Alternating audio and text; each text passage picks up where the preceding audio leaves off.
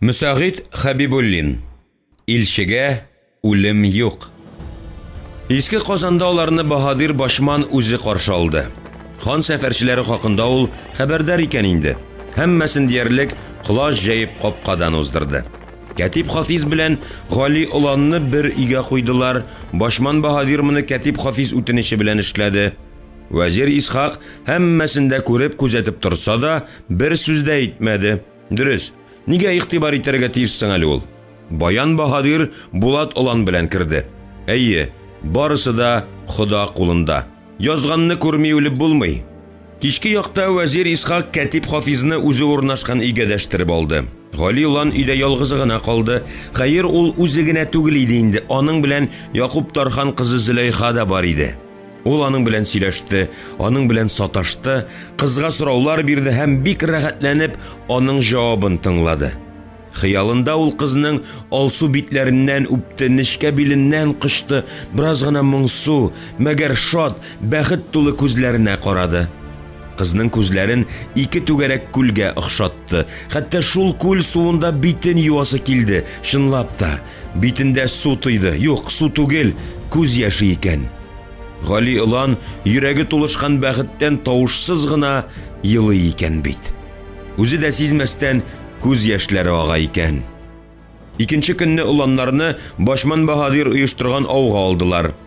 Әллә ни кыра алмасалар да, бер пошый, ике бүре алып кайттылар. Кичке якта шаулаша әйләнгеч тирәсенә җыелдылар. Башман Баһадир һәммәсенә дә кисеп ысланып кыздырылган ит бирде. Шунда ук шыгып ясалган мишкә белән әче бал китереп утырттылар. Кәефләнеп алган азатлар бераздан елга буена төшеп киттеләр. Аларга Булат белән Гали уланнар да иярде. Елга буендагы кичке уенга якын тирәдәге авыллардан яшьләр дә килгән иде. Бу урынны кызлар яры дип йөриләр булып чыкты. Әйлән-бәйлән уйнаганда Гали белән Булат та уенга катнаштылар. Иске Казан базар каласында һәм шул тирәдәге авылларда яшәгән кызлар хан оныкларын еш кына уртага алдылар. Уеннар, биюләр, ярышлы уйнаулар, сайлаулы яки шүпләшле уеннар шул хәтле ошады уланнарга. Таралганда китәселәре килми башлады. Кичке уеннан уланнарны Башман Баһадирның азатлары өйләренә кадәр озатып куйдылар. Башман Баһадир соң булса да уланнарны Кирмән капкасы янында каршы алды. Галине аерып алып өенә чаклы зата барды. Углан аңа якын иде. Атасы Әмир Хаҗида хезмәт иткән өчен генә түгел, анасы Акбикәгә битараф булмаганы өчен дә. Башман Баһадир ир уртасы кеше, әмма әлегә кадәр өйләнми яши. Моңа гаҗәпләнүчеләр дә бар иде, мәгәр Баһадир буйдак булып гомер итә бирде. Ишеттергәләделәр, имеш, Баһадир Әмир Хаҗи Акбикәсенә гашыйк. Мин башка берәүне дә яратмаячакмын дип ант ишкән икән дип тә сөйләштергәлиләр. Иллә моңа ышануы кыен иде. Баһадир каравыш кызлар тота, ә инде кемнедер ярату яки яратмау аның тәгаен үз эшедер. Мәгәр бу хәлне Гали улан белми, белсә дә һич ни кыла алмас иде. Башман Баһадирның якын итүен хан оныгы булуыннан күрде. Кәтип Хафиз өчен хикмәтле көннәр башланды. Иң әүвәл аны Вәзир Исхак чакыртып алды. Башта шуңа гаҗәпләнде. Нигә вәзиргә хан кәтибе? Һәм вәзир күрше Ширмеш авылыннан даны якын тирәгә таралган камны алып килергә кушкач, бөтенләй аптырашта калды. Нигә ул барырга тиеш? Нигә итик Баян Баһадир яисә башка берәү түгел? Алайда ул кешесе иде. Барырга булды. Кам аны ашамас. Ашаса да иттән сөяктән генә тора.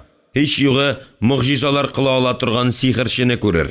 Нәк шул кам йыланнарны бетерә ала диде аңа вәзир. Бетерә икән бик яхшы диде Кәтип Хафиз бер дә исе китмичә. Кайчан китим? Хәзер үк. Бүген үк. Яхшы вәзир. Менә ул кам йорты каршында. Ниһаять эзли торгач, Хафиз аның өен эзләп тапты. Бар икән әле изге кешеләр. Күрсәттеләр, хәтта бер малай бусагасына кадәр озатты. Хафиз аңа 5 тиен бакыр бирде, үзе белән килгән 2 азатны капка янында калдырып, Кәтип Хафиз шыпта кадаклаган тәбәнәк ишекне ачып, илә бөкрәя өйгә керде. Өй эче ярым караңгы, күз һич нәрсә абайламый. Ниһаять, Хафизның күзе караңгыга өйрәнә төште. Һәм ул түр якта утыручы озын шәчле, ул хәтле карт булмаган, ягымлы гына йөзле камны күрде. Кәтип ширмеш телен әйбәт белә иде. Бил бөгеп сәлам юллады, сәере шул булды. Кам төрки телдә җавап бирде. Камның түшендә балык тешләре, тире сырмасына төрле ялтыравык ташлар таккан, сул иңендә 2 йылан эленеп тора. Уң иңендә мәче башлы ябалак утыра. Хафиз камга бик озак итеп әүвәл ширмеш телендә, аннары төрки телдә йомышын аңлатты. Әйе, Шияле тау итәгенә Сәлим хан зур кирмән кала салырга ниятли икән. Анда йылан мыжлап тора. Йыланы бер хәл. Йыланнар патшасы шунда яши. Аны бары тик мөгъҗизалар кылучы кам гына куала. Әгәр дә мәгәр ушбу эшне җиренә җиткереп башкарса, түләүдән тормыйлар икән хан кешеләре. Кам Кәтип Хафиз йомышын аңлатып бетергәч, бик озак дәшми утырды. Аның иңендә утырган мәче башлы ябалак борсалана башлады. Хуҗа аны мич башына җибәрде. Үзе янә урынына килеп утырды. Түләвең ни бәядән булыр? Алтын белән кам, алтын белән. Инде тыңла, дөньяның тынгысыз бәндәсе. Кара бөркет атлы кам иртәгә Шияле тауда булыр. Миңа бүген атланып килгән атыңны калдырырсың. Хафиз нидер әйтергә дип авызын ачкан иде, сүзсез калды. Кам муенында уралып торган йыланны алды да идәнгә җибәрде. Йылан шуыша-шуыша Кәтипкә таба килә башлады. Атым бәйләгән урында калыр диде Кәтип һәм ишекне ачып тышкы якка чыкты. Кайтыр юлын ул үзе белән килгән азат атына атланып кайтты. Икенче көнне иртән иртүк барчасы да Шияле тауга яңа кирмән салынасы төбәккә юнәлделәр. Алар килгәндә кам анда иде инде. Ул Кәтип Хафизның оппак атына атланган да Шияле тауның нәкъ түбәсендә тора иде.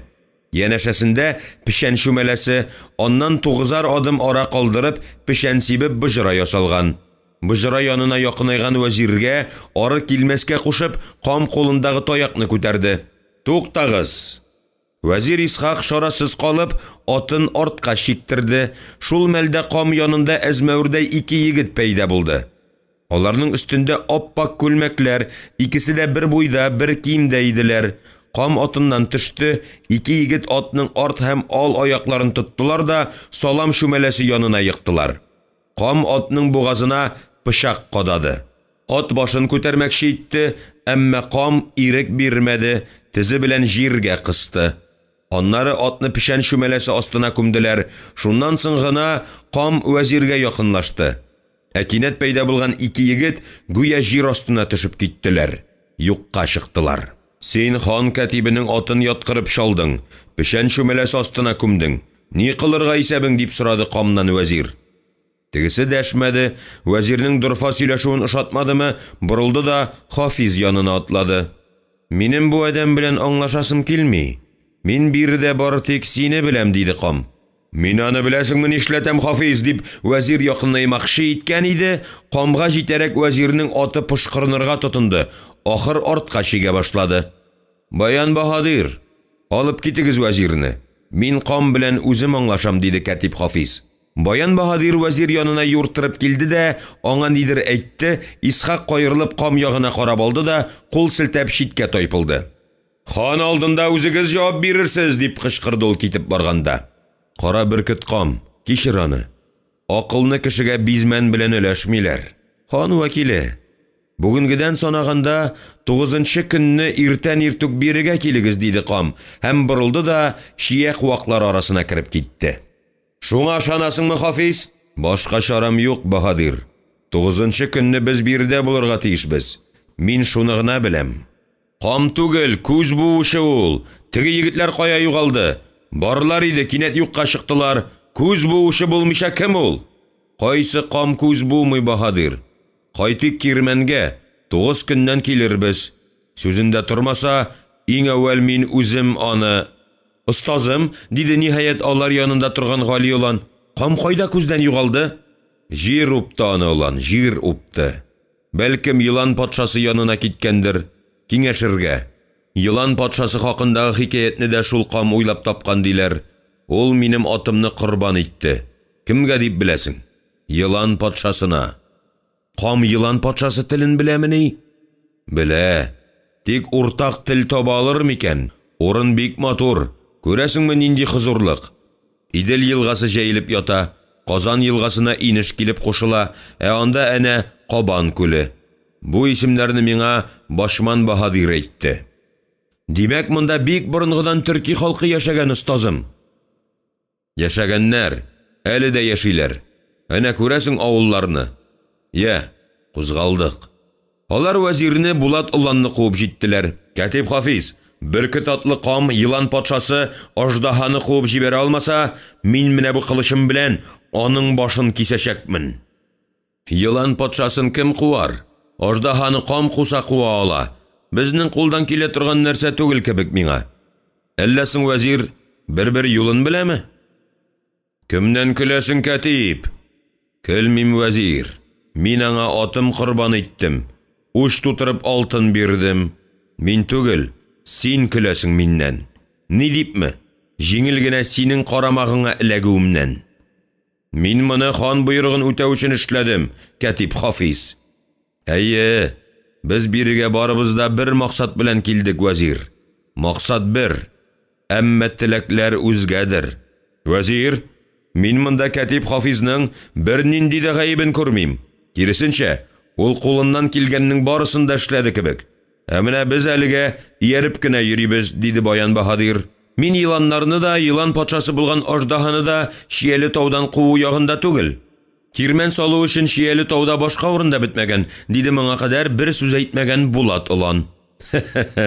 Булат улан да телгә килде. Булат уланның да теле ачылды. Елан патшасы аждаһаның ачуын китерсәң, безгә генә түгел, илгә дә яман хәлләр килер ди. Кем шулай ди, Гали елан, дип кинаяләп сорады вәзир. Шәшәк ана шулай дип әйтеп әйтәди. Менә сиңа мә, кемнәр белән юлга чыктым мин? Без хан оныкларына яңа кала салырга урын эзлибез, алар? Хәер, мин риза. Көтик 9 көн. Шуннан соң да Шияле тау тулы елан мыжылап торса, мин ул камның кулын кулга, аягын аякка шабып ташлаячакмын. Ишеттегезме, 9 көннән, диде вәзир Исхак һәм атына камчысы белән шундый китереп сукты ки, аргамагы үрә басты. Шияле тау итәгенә барырга бер көн калгач, кенәз Андрей кулындагы базар каласыннан үргәнешкә юл тотучы Сәлим хан сәүдәгәре Биккыл килеп төште. Хан сәүдәгәре ят җирдә улын җирләгән, шуңа кәефе юк иде. Биредә Катип Хафизны күреп, күз яше белән елап җибәрде. Биккыл Сәлим ханга сәүдәгәрлек кыла, һәм ханның иң ышанычлы кешеләреннән санала иде. Биккылны белмәгән Баһадир юктыр. Шик буйларында аңардан җыемда алмыйлар иде. Чөнки хан сәүдәгәре кирмәнгә улавы белән килеп кергән Биккылны күрде дә Катип Хафиз аңа каршы китте. Бу кешене ярата иде ул. Чөнки сәүдәгәр чит илләрдән яңадан-яңа китаплар алып кайта, гыйбрәтле хәбәрләр җиткерә иде. Хафиз кич белән хан сәүдәгәре туктаган игә китте. Үзе белән Гали уланны да алырга иткән иде. Уеннан кире кайтты. Улан бирелеп китап укып утыра иде. Бүлдерәсе килмәде. Биккыл сәүдәгәр хан Катибе Хафизны ишек төбенә чыгып каршы алды. Җитәкләп диярлек тур якка алып керде. Сәкегә җәйгән киезгә мендәр ташлаган иде. Шунда утыртты. Дуга кылдылар, хәл-әхвәлләр сораштылар, ары килеп күзгә күз карашып алдылар. Безне монда Ходай үзе кавыштыргандыр, Биккыл. Шулайдыр, Катип. Я сөйлә. Ни изләп килеп төштегез иске Казан кирмәненә? Катип Хафиз барысында түкми-шәшми сөйләп биргәч, Биккыл бер кавым дәшми тынмый утырды. Аннары торды да ишекле түрле йөрнергә кереште. Ахыр шурасына кымыз һәм ризык китерергә кушты. Шуннан соң гына Сәлим ханның Казан елгасы тамагына олы базар кирмән салуын хуплыйм, Катип Хафиз, диде кинәнә төшеп. Күптән кирәк иде. Мин Әмир Хаҗига Казан базар каласын сала башлагач та, урыны бу түгел, елга тамагына салырга кирәк дигән идем. Тыңламаган булды. Хәзер әнә үзүк өтәләнеп йөри икән. Базар кирмән генә аз булыр. Олы кирмәнле итәргә кирәк булыр ул базар каланы. Урыны ни тора? Елан күп-күбен. Бетәр ул. Кешедән елан гына түгел, аюлар да каша башлады. Оныкларында җибәргән икән, күреп кайтсыннар дигәндер инде. Азындыра оныкларын хан. Мин алардан жир суқалатыр идем, ерак илләргә сәүдәгәрләргә ияртеп җибәрер идем. Шомарсыннар, йөргән таш шомара бит, дөнья күрсеннәр иде. Мин бераз шамалыйм, кәтип. Уланнарның берсе тәхеткә билгеләнгәндер инде. Шәшкә бәйрәмендә хан үзе Гали оныгына тәхетен вәгъдә итте дидеңме әле? Бу бит кыттышкыш хәл, кәтип Хафиз. Кыттышкыш. Менә күреп тор, тиздән бу ике улан кан куя башларлар. Әйе, Хафизҗан, хикмәтле заманнар кичерә Болгар. Калада ширкәү салдыра, атна сайын шаң сугалар, хан сарайын урыстан килгән баһадир саклый. Шәйх игәнәй ни уйлый икән? Бер кайткач, шул хакта ханга иткән идем, беләсеңме ни дип җавап бирде? Бер дин бер акыл, ике дин ике акыл диде. Тукта, тагын бер хәбәр ишеттем бит әле. Имеш, Улуг Мөхәммәд илчесен үлтергәннәр икән. Хакмы шул? Хак, бик кыл, үлтерделәр. Шайтан каласында. Гаҗәп. Нигә кирде микән илче шайтан каласына? Ни калган аңа анда?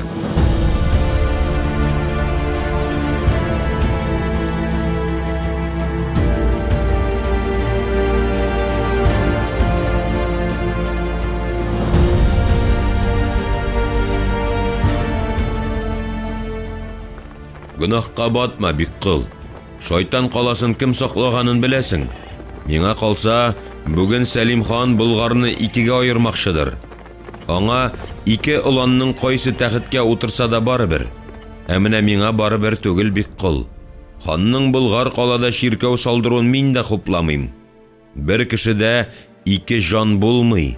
Ә иман бары тик жан белән керә, жан белән чыгадыр. Мәгәр Болгар башына төшкән бәлә ширкәү түгелдер, бик кыл. Ә тәхеттә кемнең утыруындадыр. Минем хыялым Гали уланны Болгар тәхетенә утыртудадыр. Шәйх игәнәй белән епископ Габбасны килештерергә теләмим. Алар күптән инде икесе ике ярда басып сөйләшә. Араларында күпер салып булмастай елгадыр. Елга киң, ярларына бәрелә сугыла ага. Аларның берсе дә теге яки бу якка чыгарга теләми. Гәрчә елга башына табарак күтәрелсәләр, бер хикмәт күрерләр иде. Тибеп чыккан җирдә елга ярсыз икән бит. Әйе, христиан ва мөселман диннәренең шишмә башлары бердер. Хәзрәнә аркылы чыкмаслык киң елгага әверелгән. Икесе ике күздән күрәләр дөньяны. Сәлим хан күп нәрсәне бөтенләй күрмәс булды. Күрепме күрергә теләми. Багучысы Таймас күп вакытта ага базарда кымыз шимереп утыра. Сәлим хан тыныч, вәзир Исхак күп изгелекләр эшләде. Күрше Үлдәмир кенәзе белән сулыхны яңартты, угланы Илһамны кенәз нәселенә өйләндерде. Аннан туган Булат уланның кулыннан кылыч төшми. Ике туган арасында канлы сугыш китсә, кемнең башы келәмгә ошар дип беләсең, бик кыл? Гали уланның. Кардәш буртаслар авыл-авыл кенәз Андрей биләмәсенә күчәләр. Ни өчен дип беләсең? Тынычлык китеп бара Болгарда. Хан энесе белән тынышмый, Тубык байда энесе җикмәргәнне куып җибәргән. Тиздән Сәлим ханнан әмир угланы Хаҗи аерылып чыгар. Эшләр шуңа таба бара. Ә Сәлим хан кирмән өстенә кирмән салдыра. Илне кирмәннәргә бикләнеп кенә саклап калып булса икән ул. Илне кирмән түгел, илне яңа корал, көчле иман саклыйдыр. Илдән киттеңме, әллә ниләр була да куя. Куеп торыйк әле, Хафизҗан, сарай кайгыларын. Минем үз кайгым үземә бик җиткән. Әйе шул, бик кыл. Сәүдә эшләрең ничек бара? Кыллар да алгалыйсың икән. Шәп түгел. Хан белеп алса... Хан белә, Хафизҗан, белә. Кыл сатып алган юк диярлек хәзер. Йөртүе кыенлашты. Кашалар. Бу юлы атлы уллы берәүне алдым. Үзе теләде. Угланын кенәз сугышы итеп алырга иткән. Шуннан кашкан. Син гомерең буена изгелек кылырга теләдең, бик кыл. Мәгәр кыл йөртү изгелекме? Белмиләр ул бишаралар бер бугаудан ышкынып, икенчесенә эләгәчәкләрен. Кенәз базар каласында бугау йөрткән булса, үргәнештә авызлык кигертүләре бар. Эй, Хафизҗан, Хафизҗан, Киләчәкне мин беләмме, синме? Барысы да Алла кулында. Тик Аллаһы Тәгаләнең бизмәне юктыр. Булса, берәүгә гелән кайгы хәсрәт, икенчегә шатлык өстенә шатлык иеп тормас иде. Ул арада табынга сый ризык керттеләр. Сәүдәгәр бик кыл ризыкның рәтен белә иде. Әллә ниләр хәстәрләткән. Катиб Хафиз һәммә ризыкка җитеште. Бик тәмләп ашады, әмма әше балына үрелмәде. Бал эш дип кыстамыйм, Хафизҗан. Үз җаең үзең кара. Иллә бер чыкыр гына шайтан да күтәрәдер инде аны. Эчмәсәң кыстамыйм, алып куярга кушам. Әйе шул бик кыл. Алсыннар әле аны. Булмас ахыры. Иртәгә Шияле тауга барабыз. Йылан патшасы аждаһа белән очрашасы бар. Ошатмауы мөмкин. Эшкән кешеләрне үзе белән алып китә икән диләр. Нинди аждаһа ул тагын, юк сүзне. Хафиз иртәгә буласы хәлләрне түкми-чәчми сөйләп бирде. Сәүдәгәр бик кыл тыңлап утырды да, торып йөренергә тотынды. Менә хикмәт диген син аны, Ни генә уйлап тапмый бу Сәлим хан? Сәлим хан түгел, вәзир Исхак бик кыл. Вәзир Исхак? Вәзиргә үзе утырган ботакны кисү нигә кирәк булды икән? Тамаша, син угланның берсен шынлап та кала нигезенә күмәрләр, ягъни корбан итәрләр дип уйлыйсыңмы? Шулай булмагай дип куркам, Сәлим ханга бер оланнан кытылу зарур. Кыргыйлык бит бу. Иманы кайда ханның? Мин моңа ышанмыйм, Хафизҗан, ышанмыйм. Хан җибәргән хат кемдә инде? Баян Баһадирда. Баян Баһадирда? Менә нәрсә, Хафизҗан, безгә ул хатны кулга төшерергә кирәк. 1000 алтын биреп булса да. Баян Баһадир моңа барыр дисеңме? Баһадирны ни өчен Болгарга килде дип беләсең? Алтын китерде аны бирегә, алтын, Хафизҗан. Менә нәрсә? Хатны кулга төшерүне үз өстемә алам, Хафизҗан. Калганы синең эш. Булыр дисеңме шуны бик кыл. Кабатла әле. Кабатла сүзеңне. Хатны кулга төшерүне үз өстемә алам. Син торып тор. Мин Баһадирга киттем. Алла кудрәт бирсен үзеңә. Фәрештәләр юлдашың булсын. Күп тә үтми серле хатны тотып кергән бик кылны күргәч, Хафиз үз күзләренә үзе ышанмады. Мин аны хәзер үк кире илтеп бирергә тиеш, Хафизҗан. Аш укы җаен беләсеңдер. Җилем белән ябыштыр. Мөһерне үзем сугармын. Бик кыл сәүдәгәр мөһере хан мөһереннән бер дә ким түгел. Катиб Хафиз бу хәлгә аптырабрак калды. Хыялның шынга әверелү мәлләре шул микәнни инде. Ипләп кенә мөһерне ватты, төргәкне сүтте, һәм күзләре хат юлларына төшүгә 2 күзе 4 булды. Хан шынлап та бер уланны яңа кала нигезенә корбан итәргә буйырган бик кыл. Корбан итәргә, я Хода, кайсысын? Җирәбә салырга кушкан, кайсысына төшә? Эй Аллам, Хафизҗан, хан ахрысы шынлап та акылдан язгандыр. Хәер, бик үк акылга җиңеләгән дип әйтеп булмый. Бер улан аңа шынлап та комашаулый. Кайсысына төшсә дә син аны коткарырга тиеш, Хафизҗан. Борынгы бабаларыбызның йоласын тоту кыргыйлык булыр. Ничек итеп бик кыл. Уйларга кирәк, Хафизҗан, уйларга. Хәзер хатны төр, мөһерем сугым да Баһадирга илтеп бирим. Хатның миңа күпмегә төшкәнен соңыннан әйтермен. Бик кыл хатны алып киткәч, Катиб Хафиз бер шыкыр әшеп бал эчеп куйды. Хәзер ул барысына да төшенде. Әйе, төшендем, дип сөйләнде ул үз алдына. Ханга гали улан комашаулый. Беренче чиратта ул аннан котылырга тели. Тәхетне аңа вәгъдә итте. Санаулы көн тиз җитә. Тәхет вәгъдә ителгән. Ә хан әле үз кешендә. Тәхетне берәүгә дә бирәсе килми. Моннан кайткач, Сәлим хан уланны яңа кала нигезенә корбан иткән вәзирен хөкем итәр.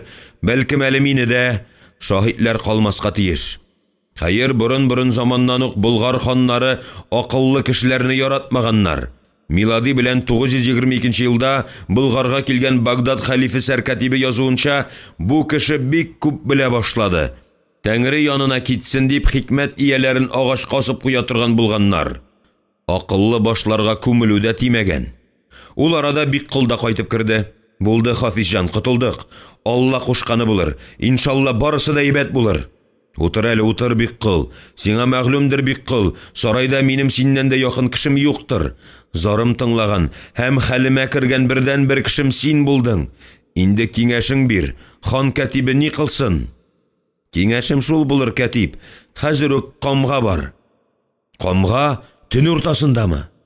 Әйе, Хафизҗан, төн уртасында. Курыкма, синең белән мин дә барам. Әйдә, кузгалыйк, без таң беленгәнче кайтып җитәргә тиешбез. Бу төнне таң бик озак атты.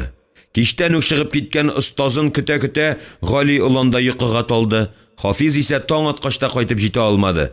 Гали уланны вәзир Исхак кире буятты. Гали улан, тор инде. Хафиз кайда? Остазың дим кайда? Вәзир Исхак кичтән эчкән ишемлектән әле булса айнып җитмәгән. Теле көрмәкләнмәсә дә исерек иде. Ул менә ничә көн инде йыланнарны бетерүне хан катибе Хафизга тапшыруына үкенеп йөри. Бу хакта кемгә булса да зарланасы килә, әмма Гали улан аны тыңларга теләмәде. Башыннан ук ябынып ятты. Вәзир Исхак улан яныннан кул селтәп чыгып китте. Ул ширмеш камына ышанды да, ышанмады да. Бу эшне хан катибе Хафизга йөкләве, тегенең бер көндә кыласы эшне 9 көнгә тартуы, кам үзе, кием салымы, кыяфәт кыланышы бер дә иман китерерлек түгел иде. Ләкин вәзирнең башка чарасы юк иде. Ул бүгенгәчә көтте, сабыр итте. Һәм менә көткән көн дә килеп җитте. Вәзир бүген бик иртә уянды. Кичтән әчеп алышып, Башман Баһадир китергән каравыш кыз янында төн уздыргангамы, йокысы туймаган, кәефе юк. Шапанын гына иңенә ташлап, Хафизны орышып чыкмакчы иткән иде, өйдә очрамады. Вәзир Исхак булдырга чыкты да, каршыдагы мәчет манарасында шәр-шәр килгән шәүкәләргә игътибар итте. Нинди кош бу шәүкә дигәнең? Мәчет, ширкәү манарасын ярата. Шыр-шыр да шәр-шәр, гелән сарай куштаннары инде. Бер дә талашмый тормыйлар. Ул арада манарага мәзин менде. Шәүкәләр шыр-шу килә-килә очып киттеләр. Мәзин ике колагына тотынды да, сузып-сузып азан әйтә башлады. Булдырга басып манарада азан кычкырган мәзинне карап тору бер хәл иде, түзмәде. Ә менә бурып-бурып эш авырта башлагач, җитмәсә, каравыш кыз килеп сарылгач, ни булды, хакимем? Күңел булганы, әллә балы яшь булды, әллә симез ит ярамады. Әйттем аны кирәкми дип, тутырдың да тутырдың. Мин сиңа хәзер анды суы бирәм, юып алганда итәр, хакимем. Кой, диде вәзир эшен тотып. Булай да кешкә басып торам, бу мәзине дә туктамады. Чыгар әле ук җәяне, атып төшеримче үзен. Шул тамаша озак азан кычкыралармы? Бәлкем, хакимем, ул да кичке якта әчеп алышкандыр. Көлке түгел, атам мин аны мөртәтне. Хакимем, кеше ишетүе бар ич. Кеше ни ул миңа, мин үзем түрәмендә. Ходай ишетмәсен диген, пумала баш. Кая чыгар булмаса шул анды суыңны ярдәм итмәсме? Гел шыдамлы булмый башлады. Бөтереп китерә хикмәт. Каравыш кыз төнәтмәне чыгар бирүгә вәзир бер савыт анды суын тын алмыйча эчеп бетерде. Тагын чыгарыйммы, диде кыз ягымлы итеп. Җитеп торыр. Анды төнәтмәсе тәмсез, агач тамыры исе килә иде. Эшкән вакытта вәзирнең күзе каравыш кызның зифасынына төште. Шундук төнлә булган хәл күз алдына килде. Кичә кыз аңа булай ук зифасынлы булып күренмәгән иде. Бирдә исә гүя Алиһә үзе. Бирсә бирер икән Хода адәм баласына сылулыкны. Вәзирнең йортында 3 хатын. Берәүсен дә кимсетмәде. Өчесенә 3 үй салып бирде. Иң мөһиме, яннарына ханнар кебек ширатлап түгел, теләге кайсына юнәлә, шуңа керде. Бер тапкыр ул карт хатыны янында ат караучысын күрде. Теге муджан хатын янында шундайын сырпалана ки, вәзир көнләшеп куйгандай булды. Юк, ихластан көнләмәде. Иллә бераз гына ачуы чыкты. Мәгәр бу да озакка бармады. Шундук шатлыкка әверелде. Ул аларны күрмәмешкә салышты. Аннан кинәт кенә яннарына килеп чыкмакчы иткән иде, ахыр бу уеннан да кире кайтты. Мәгәр шушы көннән карт хатыны янына бөтенләй кирмәс булды. Хәер, хатынның да ир канаты өчен бәгыре бик üzülмәде бугай. Ул ашыктан ашык булмаса да ат караучыны үзенә ияләштерде. Вәзирнең яратканы 3нче хатыны иде. Исхак каравыш кызын кисәк кенә 3нче хатыны белән чагыштырып карады. Яшь хатынына караганда да чибәр иде каравыш кыз. Күр әле бу хикмәтне. Эш авыртуы да туктады бит. Вәзир кызның беләгеннән эләктереп алды, икенче кулы белән биленнән кышты. Хакимем, кеше кара күрүе бар иш. Күрсеннәр, мин сине 4нче катыным итеп алам. Үзеңә бер ис алырмын, барырсыңмы? Әнә теге мәзиннән никах укытабыз да. Үртәмәле, бар да шулай ди дә китә дә бара. Кем тагын бар да? Югал күз алдымнан. Шунда ул Кәтип Хафизның булдырга менеп килүен күрде. Вәзир, кузгалырга вакыт җитеп килә минемчә. Хәерле иртән кайда зыялы зат? Кузгалырга булгач кузгалырга. Вәзир Исхак Кәтип Хафиздан кайда йөрүен сорарга да онытып, киенергә үз ягына омтылды. Камаларны Шияле тауда көтеп тора иде инде. Вәзир Исхак берәүгә дә күтәрелеп карамады, аның камны да, оланнарны да, Баһадирны да, Кәтип Хафизны да, Казый Саксинны да күрәсе килми. Бу хикмәтле хәлне тизрәк үткәрергә ашыга. Аңа кайсы олан корбан ителсә дә барыбер иде. Илдә бер нәрсәне ашык белә иде вәзир. Хан фәрманы җиренә җиткерелеп үтәлергә тиеш. Күр әле бу хан Кәтибен. Әллә елмая инде? Елмай, тиздән үкереп иларга туры килмәгәе. Әйтик, шәкертеңне җир астына күмгәч. Ә мин аны күмдерермен. Кайсы олан чыкса да каберенә кирип ятар. Тик бу кам йыланнар патшасы аждаханы качыра алырмы? Бирерме аждаха кадәр аждаха үз төбәген? Бу тау аждаха утарыла баса. Хәзер инде кире кайту юк. Әйдә, куа бирсен йыланнар патшасын. Безгә яңа кала салырга урын кирәк. Менә шушы Шияле тау төбәге. Ул арада кам салам шүмәләсенә ут салды. Ә үзе шүмәлә тирәли шалтыравыкларын зиңләтә-шиңләтә, әллә ниткән ят тавышлар чыгара-чыгара әйләнә башлады. Камның муйнында 2-3 йылан тереләр, кыймылдамыйлар. Әле муйнына уралалар, әле бөтерелеп алалар. Кам шүмәлә тирәли 9 тапкыр әйләнеп чыгарга тиеш. Һәм шулай итте дә, шүмәлә ялкынлап яна башлады. Шул чак шүмәлә төбеннән ябырылып йылан көтүе чыкты. Алар бөтерелә ыслыйлар, шәбәләнәләр, бер-берсенә уралалар, ни кылырга белми бәргәләнәләр иде. Кам бер туктаусыз шыбыркы шартлата, яман тавышлар чыгарып кычкыра, кемгәдер яный, ул да түгел, ялына ялвара, йылар дәрәҗәгә җитеп, аждаһаның күккә күтәрелүен үтенә иде. Кам муйнындагы бер йыланны дөрләп янган шүмәлә ялкыны уртасына ташлады. Шундук утның икенче ягында оппак күлмәк кигән егет пәйда булды. Кам икенче йыланны ташлады. Икенче егет пәйда булды. Кам егетләргә икенче буҗрага ут салырга боерды. Аның тавышы шундый көр, шундый көчле иде ки, бер читтә дөрләп яна башлагач, кам икенче буҗра тирәли 9 тапкыр әйләнеп чыкты. Бу юлы инде ул кемгәдер янады, кемнедер куды. Икенче буҗра салам иеме янып бетүгә, кам яна акрынырга тотынды. Барысы да күреп тордылар. Йыланнар бер-берсенә уралган бөтерелгән килеш, зур пешән шүмәләсенә күчеп беттеләр. Кам икенче буҗраны ташлады да, җир астыннан калыккан егетләргә уртадагы пешән шүмәләсенә ут салырга кушты. Зур пешән шүмәләсе кинәт янып китмәде. Кам шалтыравыкларын зиңләтә шалтырата, шүмәлә тирәли әйләнүен дәвам итте. Менә шүмәлә өстендә кара төтен күренде. Шунда шаман кам муйнындагы 3нче йыланны пешән шүмәләсенә ыргытты. Һәм шундайын итеп кычкырып җибәрде ки, моның артыннан шыбыркысын шундайын каты итеп шартлатты ки, тамаша кылучыларның бер ишесе борылып, бу тирәдән ераграк китү җаен карадылар. Әмма вәзир Исхак кузгалмады. Зур пешән шүмәләсе астында Кәтип Хафизның ак аты ята иде. Бәхәссез үләксә тирәсенә шибен ширки җыела, төрле хәшәрәт, төрле хәшәрәт янында йыланнар. Йыланнар беренче буҗрадан икенчегә күчтеләр, икенчедән төп шүмәләгә. Мәхшәр шунда башланырга тиеш. Чынлап та, шүмәлә өстендәге төтен торган сайын куера барды. Шүмәлә дәү җанвардай селкенергә тотынды. Ахыр килеп ошып китәргә теләгәндәй, төтенгә ияреп бер-берсенә ишелә укмаша, йыланнар күккә күтәрелә башлады. Йыланнар бер-берсенә урала-урала һаман биеккә, өскә юнәлде. Аларның кайберләре укмашкан җирдән ышкынып, кире ут эченә төште. Ә кара төтенгә ияргәннәре һаман югарыга очты. Кисәк шүмәлә күзгә күренеп калтыранып куйды. Ул да түгел, һавага кара төтен сузылды. Ул өйрмә баганасыдай болытларга барып җитте. Кам тамагы йыртылырдай хәлгә җитеп, кычкырып җибәрде. Аждаһа, һиең ташла! Аждаһа, һиең ташла!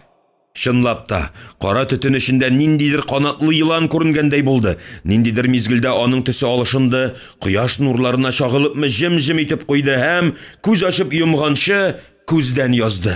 Ниндидер мизгелдә бөтен әгъзалары ихтиярсыз катып калган тамаша кылучылар аждаһа күздән язуга иркенләп сулыш алдылар. Әйе, йыланнар патшасы әллә үзе теләп, әллә теләмичә үз төбәген ташлап ышып китте. Моны барысы да күрделәр шикелле. Хәзер алар янган ширемгә хәле китеп утырган камны күзәтә иде. Кам күмерләнгән ширемгә төртелгән дә тынып калган. Кисәк ул бүре кебек улап җибәрде. Барысы да сискәнеп куйды. Ахыр кам еларга кереште. Ә үзе куш йодрыгы белән җиргә түйде. Моңа мин гаепле. Мин аны кудым. Мин. Ал жанымны, Тәңрем, ал. Мин гаепле аждаһа алдында, мин. Күмегез мине шушы төбәккә, казыгыз кабер. Ишетәсезме, казыгыз, күмегез. Кам акылдан шаштым әллә, дип сорады вәзир янәшәсендәге Кәтип Хафиздан. Нигә бу тамаша шашына? Кәтип Хафиз дәшмәде, атыннан төште дә кам янына килде. Сак кына иң башына кагылды. Шунда кам тораташтай катып калды. Гүя ул үлгән иде. Кәтип каты ташка кагылгандай кулын тартып алды. Кам җиргә капланган да тынып калган иде. Ул исән дип үз-үзен тынычландырды Хафиз.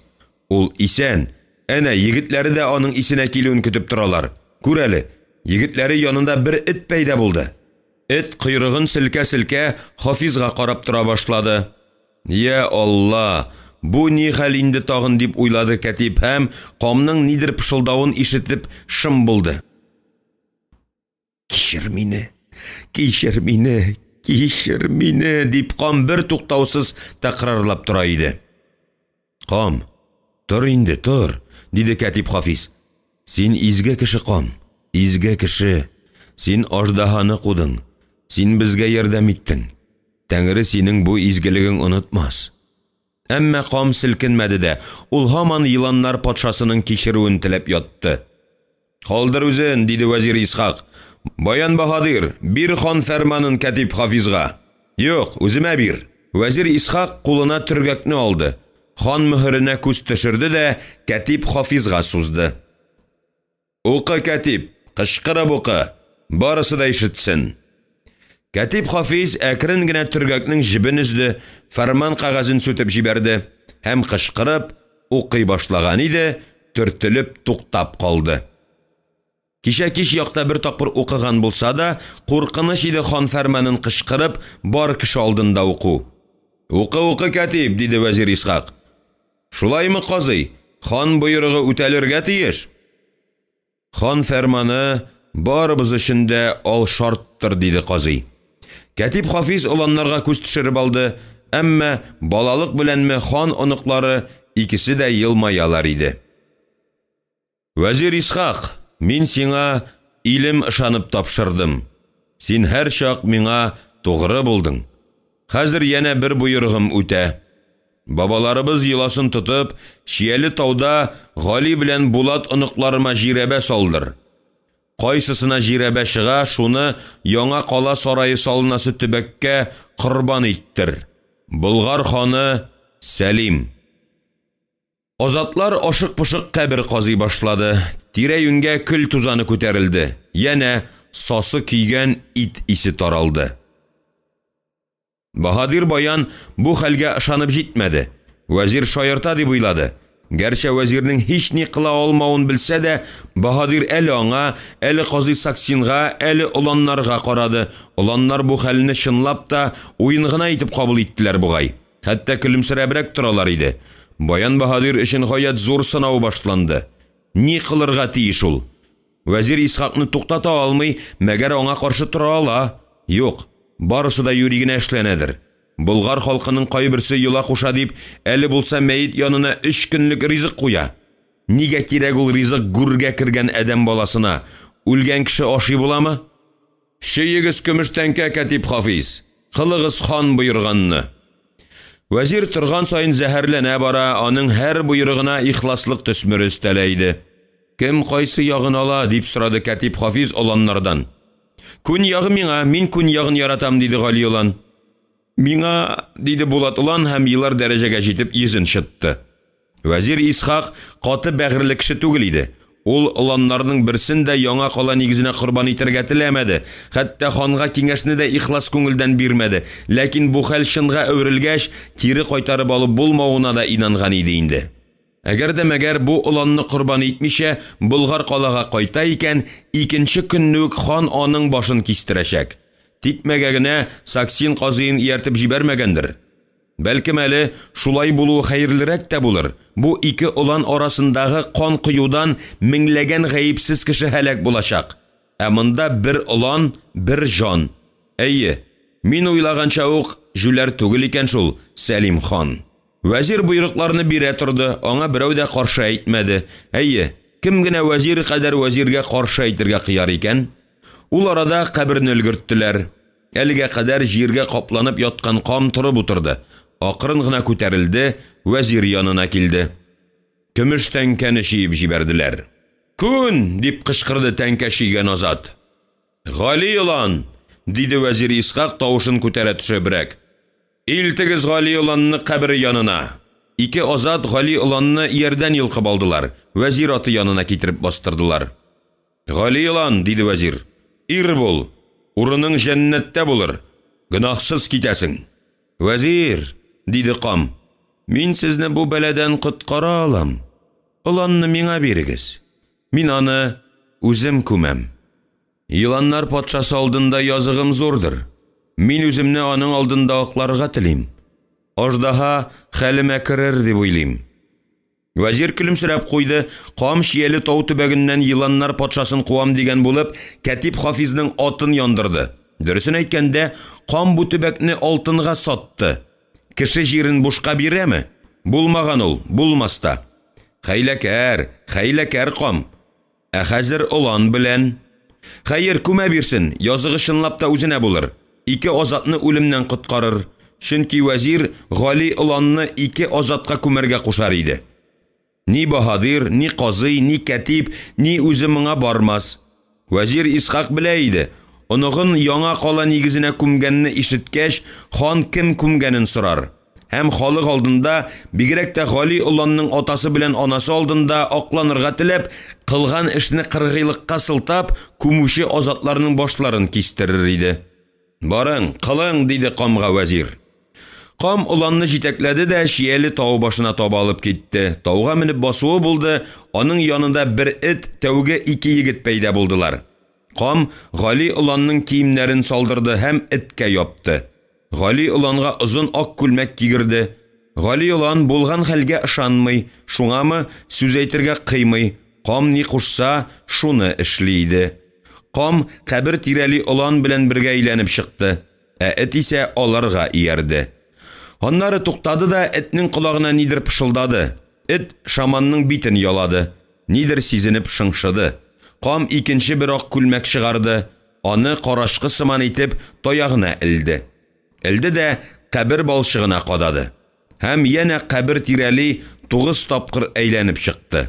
Чыкты да, туктап та тормастан, күз ачып йомганчы ак күлмәк кигән уланны кабергә ташлады. Аның артыннан кабергә эт сикереп төште. Кам үзе һаман кабер тирәли йөгерде. Үзе әзмәүрдә егетләренә тиз-тиз каберне күмәргә кушты. Егетләр каберне бик тиз өеп куйдылар. Һәм кам кул селтәүгә капылт юкка чыктылар. Кам кабер өстенә таягын кадады һәм Катип Хафиз янына килде. Баш иде. Катип Хафиз, диде вәзир, букчасыннан бер янчык алтын чыгарып. Бир шуңа минем исемнән янчыкны. Аннары һәммәсенә дә мөрәҗәгать итте. Инде Гали уланның яңа кала нигезенә корбан ителүен барыгыз да күрдегезме? Күрдегез. Әйдә Баһадир, юлга кузгалыйк.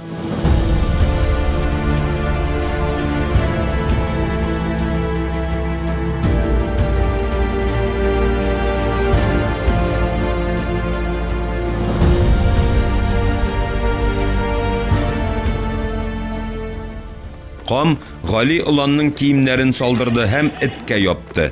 Гали уланга озын ак күлмәк кигерде.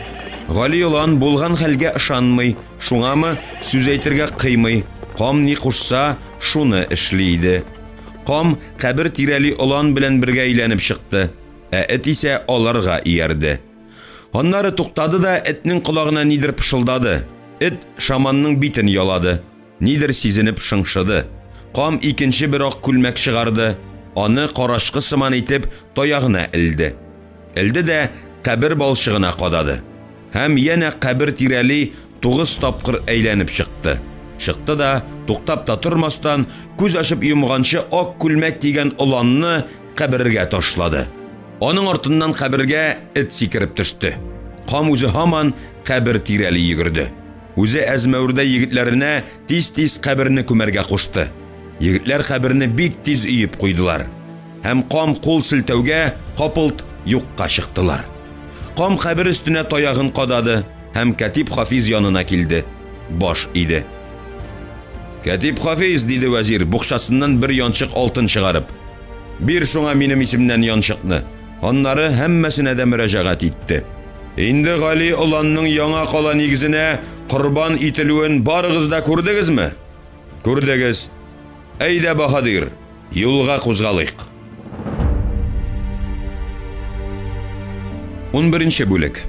Сәүдәгәр бик кылның булмаган иле юк иде диярлек. Ак җилән кигән гарәпләрдә дә булды ул. Дамашк сәүдәгәрләре белән дә аралашты.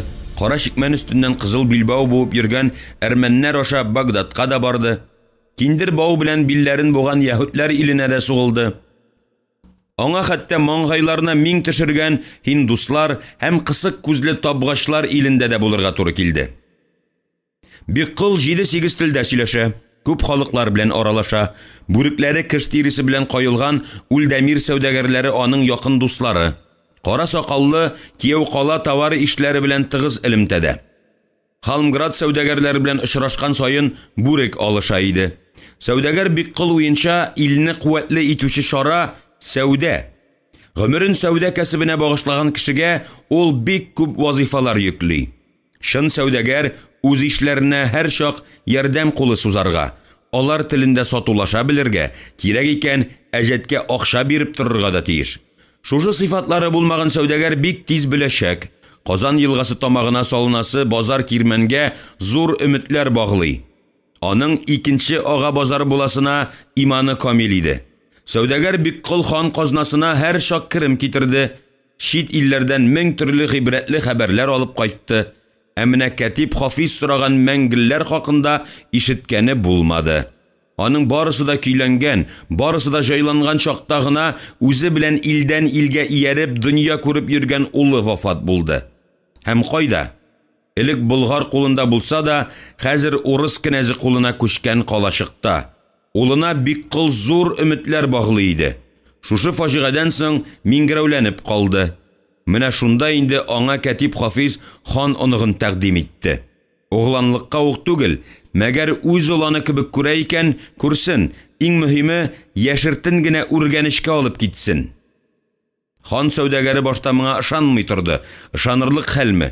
Хан Катибе аңа углан тәкъдим итә, ятим түгел, хан оныгы. Башта ул Хафизны шаярта дип уйлады, әмма соңыннан барысында ашыклагач, шатлыктан үз-үзенә урын таба алмый башлады. Кеше үлә, халык үлми, диде ул, фәлсәфәгә бирелеп. Бу хакыйкать. Дөньядагы һәммә нәрсә үзгәрергә мөмкин. Йола, дин, иман. Әминә халыкны алыштырып булмый. Халык мәңгелек. Халыкның дине, теле алышынганда да гырыф гадәте, хезмәткә мөнәсәбәте, сәнгате кала. Ягъни җырлаган җыры, әйтик такмагы, ризык таба торган, дошманнан саклана торган коралы кала. Җир йөзендә бары тик ике нәрсә үлемсездер: истәлек һәм хәтер. Әгәр дә мәгәр кем дә булса сиңа хәтерем калдырдың дип әйтә икән, димәк син ул кешене бик нык рәнҗеткәнсең. Ата-бабаларының иң изге, иң кадерле булган истәлекләренә кагылгансың. Истәлек буыннан буынга күчә килә. Ул һәр чак үткәнне искә төшереп, искәртеп тора. Үткәне булмаган халыкның киләчәге дә булмауы мөмкин. Бары тик үткәнне хәтердә саклап кала алган халык кына киләчәккә зур өмет баглый ала. Бик кыл тумышы белән Болгардан иде. Үсмер чакта ук атасы аны үзе белән йөртте. Бик кылга 7 яшь тулганда әнисе вафат булды. Үсмер чакта ук атасы аны Үргәнешкә алып барды. Анда атасы икенче хатынга өйләнде. Үги ана янына сыймады бик кыл. Бабалары янына Болгар калага кайтты. Балих булгач, аны бабасы бер сәүдәгәргә эшкә бирде. Бераз кул эшенә акча керә башлагач, иясе йомышы белән Үргәнешкә юнәлде. Анда килсә, атасы вафат. Үги анасы бер үзе дөнья көтә. Атасы җыйган мал таралып сибелеп бара. Үргәнешкә барганда бик кыл бер хикмәтле хәлгә тап булды. Саксин каласына җиткәч, кәрван елга буена туктады. Барысы да йокларга яттылар. Шунда кәрван башы бик кыл янәшәсенә сарык түшкәсе китереп салды.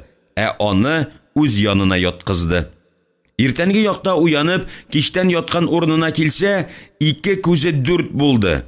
Түшкәгә терсәк буе хәнҗәр кадалган иде. Шул көннән алып, бик кыл Үргәнешкә җиткәнче төннәрен күз кирфеген йоммады. Ни өчен аны үтерергә теләделәр? Кем?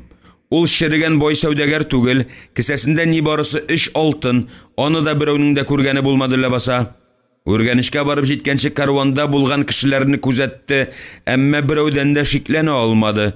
Үргәнешкә җитеп, Үги әнисе өенә килеп кергәч кенә эшнең асылына төшенде. Ул анда карванда булган бер таныш йөзне күрде. Аңлады. Үги анасы җибәргән булган ошбу адәмне. Шул ук көнне бик кыл атасы тарафыннан үзенә васыят итеп калдырган әйберләрне алды да Болгарга кайтып китте. Бик кылның канында сәүдәгәр шаукымы бар иде.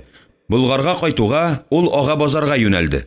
Бабасының ярдәме белән зур булмаган кибет сатып алды. Шул көннән аңа сәүдә шире кагылды. 2 елдан ул ага базарда күрнекле сәүдәгәрләрнең берсенә үрелде. Моңа ихтимал бабасының вафат булуы һәм аның барлык байлыгы бик кылга калуы да ярдәм иткәндер. 25 яшендә бик кыл Бану атлы кызга өйләнде. Бану аңа ел сайын кыз бала тапты. Һәм кызлар яшьләрендә тутыра алмый үлә тордылар. Ниһаять Бану малай тапты. Һәм әллә инде саклабрак караганга малай туп кебек булып ай үсәсен көн үсте, күп тә үтми атасының кул астына да керә башлаган иде. Катиб Хафизның тәкъдименә куанышы бер дә тикмәгә генә түгел иде бик кыл сәүдәгәрнең. Ул улыгаеп бара иде инде. Һәм байлыгын, җыйган малын калдыру өчен аңа углан кирәк иде. Угланы бахыр 17 яшендә тутырыр-тутырмас дөнья куйды. Катиб, хан оныгын бирүң ихластан булса, мин сиңа ат башы хәтле алтын бүләк итәрмен. Син ул угланны камнан сатып алырсың бик кыл. Юлдашларың шахид булсын. Димәк, Катиб, мин Болгар калага кирмәскә тиеш булам. Кулыма төшү белән улан минеке булыр. Шул көннән алып ул ата-анасында, туган тумашасында онытырга тиеш булыр. Кыскасы, Гали улан атасы Хажи эшендә, хан эшендә вафаттыр. Вафат түгел бик кыл. Без аны яңа кала нигезенә корбан иттек. Без, Вәзир Исхак, Саксин казый һәм мин. Исеңдә тотсаң иде бик кыл. Кайчан булса да Гали улан Болгар калага әйләнеп кайтыр да, Аллаһы буйырган итсә, тәхеткә утырыр. Мин аны карарга казый Мисбахны Үргәнешкә җибәрергә тырышырмын. Ул угланны эзләп табар һәм шәйх Пәһлеван Мәхмүдкә тәрбиягә бирер. Анысын мин үзем дә эшли алырмын, Хафиз. Тагын ни? Сәлим хан шик буйларына ышанычлы йөзбашларын җибәрде. Сак бул, туктатулары бар. Бер нәрсәне онытма. Уланны син камнан кыл итеп сатып алдың. Иң мөһиме, шуны онытма. Хан Болгардан берәүне дә чыгармаска дип буйырды.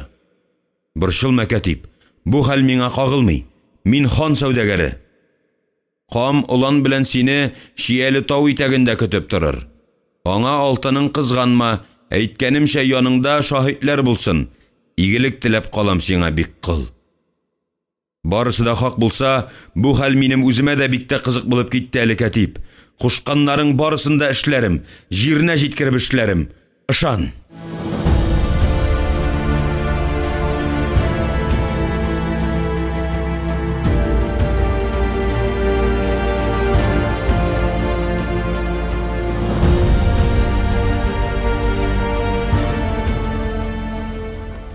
Уникенче бүлек. Сәүдәгәр Биккол карваны белән Казан базар каласыннан иртәнге якта кузгалды. Шияле тау итәгеннән узган юлга якынлаша башлаганда, Кәтип Хафизның кичәге сүзләренә күңелендә ниндидер шик уянды. Гәрчә Кәтипне ихтирам вә хөрмәт итсә дә. Юк, ул аңа ышана иде, мәгәр барыбер күңелендә бер төрле шик бар иде. Биккол күпне күргән кеше.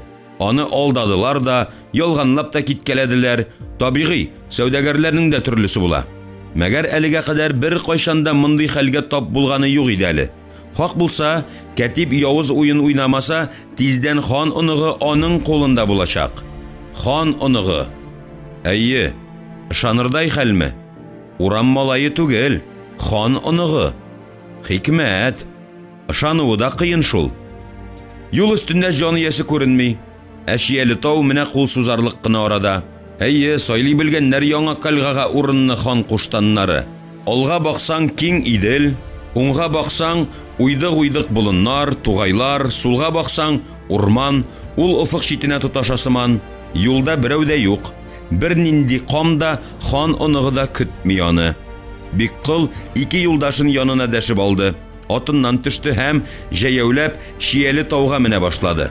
Анда Шияле тауның нәкъ түбәсендә диярлек чынлап та кабер барсыман иде. Әйдәгез, әйдә, диде юлдашларына Биккол. Юлдашлары теләр-теләмәс кенә иярделәр. Әллә соң чынлап та хан оныгы Галине яңа кала нигезенә корбан иттеләрме гафилләр? Я Худа, кай тарафка тәгәри бу булгар? Биккол кабер янына җитте һәм кичә генә бирдә булган фаҗигале хәлне күз алдына китерергә тырышып карады. Кем алдады аны? Вәзир Исхакмы, Кәтип Хафизмы? Икесе дә ихтирамга лаек хаким кешеләрдер. Үземе үзен алдарга теләде, ягъни үз-үзен алдарга. Чөнки угланы үлгәннән соң җанына аз гына булса да җиңеллек килмәсме дип уйлавы иде. Кабер янында бер тын басып торды, иелеп кичә генә казылган балчыкны алды, ушында угалады. Җылымса иде балчык, уала башлаган иде. Угланның каберенә бер уч балчык ташлаганда салкын тыелган иде. Йөрәгенә кадәр суык йөгергән иде. Башын күтәреп шия куаклары ягына карады да шак кына кычкырып җибәрмәде. Аның каршында диярлек шия куаклары янында ширмеш камы белән хан оныгы Гали басып торалар иде. Биккол сәүдәгәр үз күзләренә үзе ышанмый. Артында басып торган ишләренә борылып карады. Алар да кам белән үсмер малайга шаккатып карап торалар иде. Җир астыннан чыктылармы әллә? Ниһаять, Биккол сәүдәгәр исенә килде.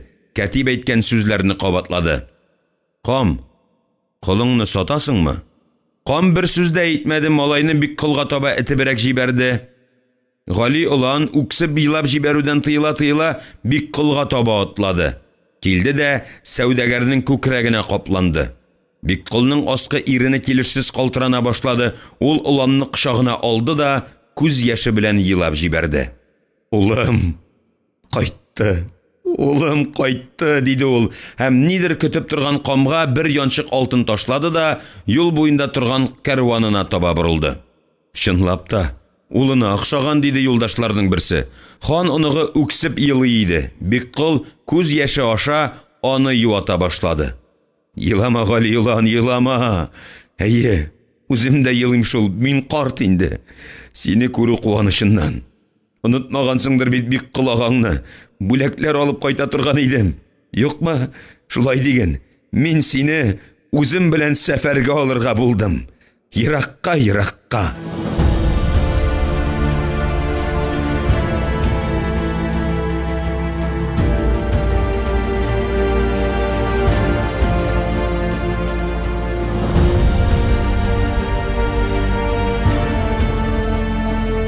Унөченче бүлек.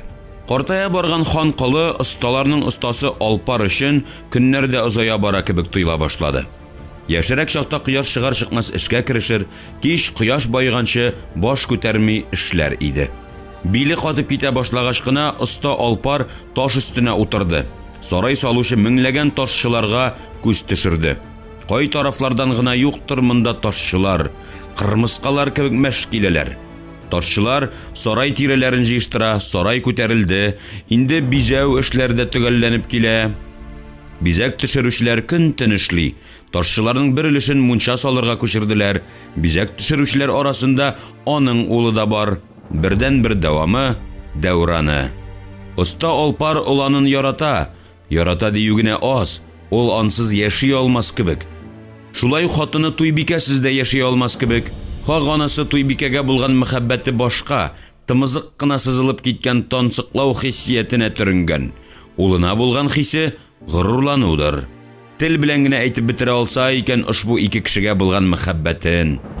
Алпар әтисен дә, әнисен дә белми иде. Аны 5 яшьлек чагында гарәп дәрвише оста әрмәнгә сатып китте. Булгарда гомер кичергән дәрвишләр үзләренә кол итеп малайлар сатып алалар иде. Мәгәр теләкләре изгелектә булса да, ачлы-туклы йөргән дәрвишләр хәлләре мөшкилләнә башлагач, еш кына, юк кына бәһәгә кул астындагы малайларны теләсә кемгә биреп китәргә күп сорамыйлар иде. Әрмән остасы Бабажан Алпарны 7 яшеннән осталыкка өйрәтә башлады. Каты бәгырле булмаса да, эшне җиренә җиткереп башкармаганда, оста агай Алпарның кышкырта колагын борыр иде. Картайып тәмам йөрер хәле калмагач, мәйтен ханнар зиратына күмдерү исәбенә Бабажан оста Алпарны Сәлим ханга кол итеп бирде. Әнә шулай 14 яшендә Алпар Сәлим хан кылы булып куйды. Шунысы да хак, аны хан бер кайшанда рәнҗетмәде, кул күтәреп сукмады һәм башкалардан да суктырмады. Шуңа күрә булса кирәк, оста Алпар ханга ихлас күңелдән хезмәт итте. Кысыр хатыны Туйбикәне кияүгә бирүе дә шуннан, останы хөрмәт итүеннән иде. Ханның бу бүләгенә Алпар Туйбикәне дөньялыктагы иң зур бүләк итеп кабул итте, оста җанын уч төбенә салып илтеп бирердәй булды. Көннәрдән бер көнне вәзир Исхак Алпарга хан сараеннан ким булмасын дип үзенә йорт салырга кушты. Ул вакытта ирек хакында бөтенләй уйламый иде әле Алпар. Гел хан мине хөрмәт итә, сабыр итим дип ирек хакында сөйләшүне кичектерә килде. Әмінә вәзир Исхак, өйне бер дигән итеп сала алсаң, мин сиңа ирек бирәм диде. Моңа бик үк ышанып җитмәсә дә, оста Алпар беренче тапкыр дияргә була зәңгәр һавага күтәрелеп караган иде. Гүя шуннан киләсе иде аңа ирек. Анда биектә күз күрем ераклыкта горур тилгән әйләнә иде. Оста Алпар вәзир Исхакка нәкъ үзе теләгән өйне салып бирде. Инде бизәү мәсьәләсенә килгәндә, өйгә кергән кеше тиз генә чыгып китә алмый йөрер иде. Бизәкләрдән күз алмалы түгел иде. Вәзир өй турындагы хәбәр сарай куштаннарына ук килеп җиткәч, өйне карарга хәтта Сәлим хан үзе килде. Хан сарай ук булмаса да, вәзирнең өе матур, бизәкләре сыклангыч иде. Өйне дә, өйгә төшерелгән бизәкләрне дә хан ошатты, останы мактады, әмма шул мәлдә җай китереп, «Кыл остага ирек бирик ханьям» дип әйткәч, «Кыл кемнеке вәзир? Синекеме, минекеме?» дип ачуланды. Оста Алпар шунда хан алдына тезләнеп, «Галиҗәнәбем, шөһрәтлем» дип башлаган иде, хан аңа сүзен дә әйтеп бетерергә бирмәде, кылны җан сакчыларына торгызырга боерды. Шунда көтмәгәндә ис китмәле хәл булып алды. Хан алдына вәзир Исхак тезләнде. «Ханым, кылга ирекне мин вәгъдә иткән идем, бирик остага ирек» диде.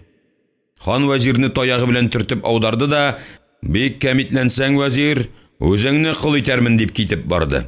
Алпар булган хәлдән соң тәмам өметен өзде. Шул ук вакытта бик үк баш алып кайгырмады да. Хан аңа Туйбикәне биргәч, өй салырга рөхсәт иткән иде. Шуңа кереште. Үзе теләгәнчә өй салып кергәч, оста Алпар тынычлана калды. Ул бәхетле иде.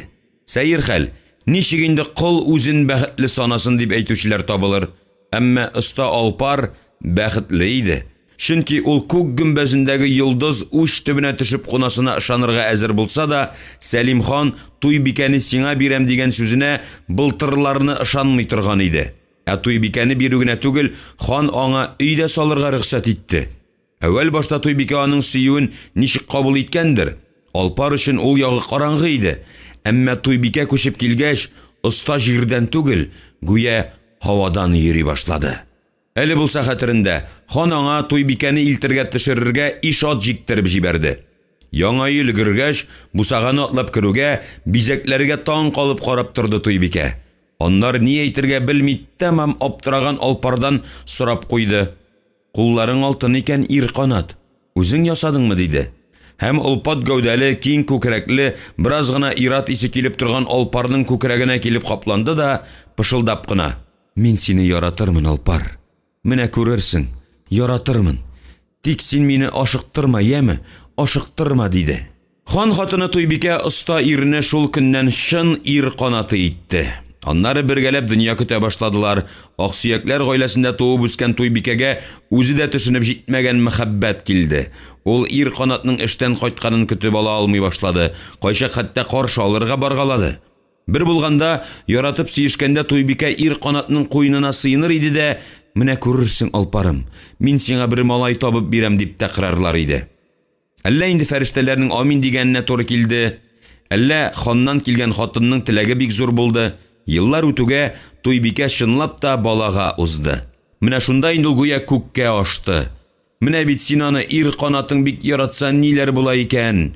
Рәхмәт сиңа, Алпарым, мең рәхмәт. Бала тапкач, җитмәсә ир затта булгач, Туйбикә тагын да түгәрәкләнеп матурайып китте. Урамнардан Туйбикә үткәндә ирләр туктап калыр, гүзәллегенә сокланудан тел шартлатырлар иде. Бирсә бирер икән адәм баласына сылулыкны, вазифалыкны, Туйбикә Алпарыннан башка берәүне дә күрмәде. Ир генә түгел иде ул аның өчен, пәйгамбәр үзе иде. Аттан ат, кыштан кыш туа диләр. Охшаса охшар икән Дәүран да атасына. 7 яшендә үк аның кул астыннан шундайын бизәкләр чыга башлады ки, шак катмалы иде. Әүвәл башта ата кеше угылының эшен күрмәмешкә салышты. Иллә тора бара баласы ясаган нәкыш бизәкләрне күреп, шарасыз туктап калды. Сыклангыч иде бизәк. Өлкән бизәк төшерүчеләрнекеннән дә камилрәк иде.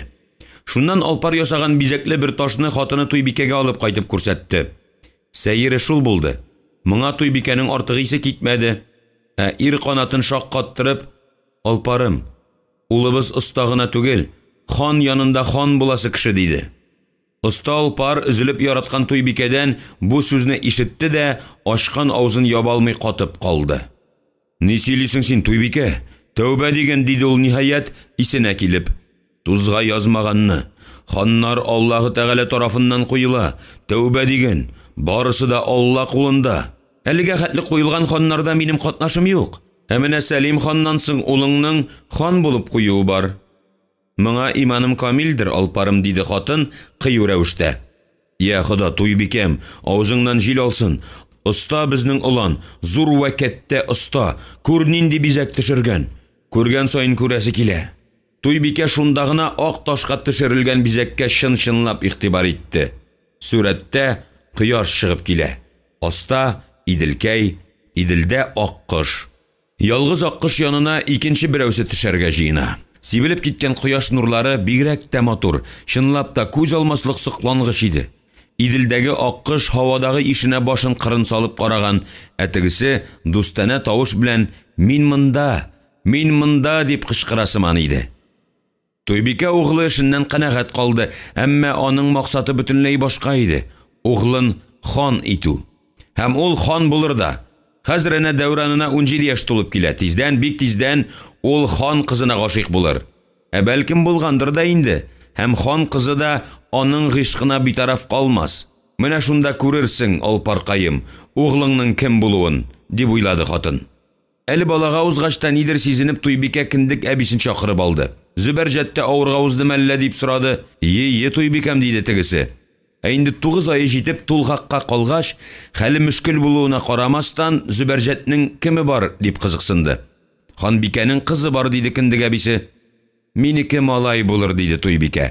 Дулкын-дулкын килгән тулгакка чыдый алмый иренен чәйни. Һәм шулай булды да. Туйбикә малай тапты.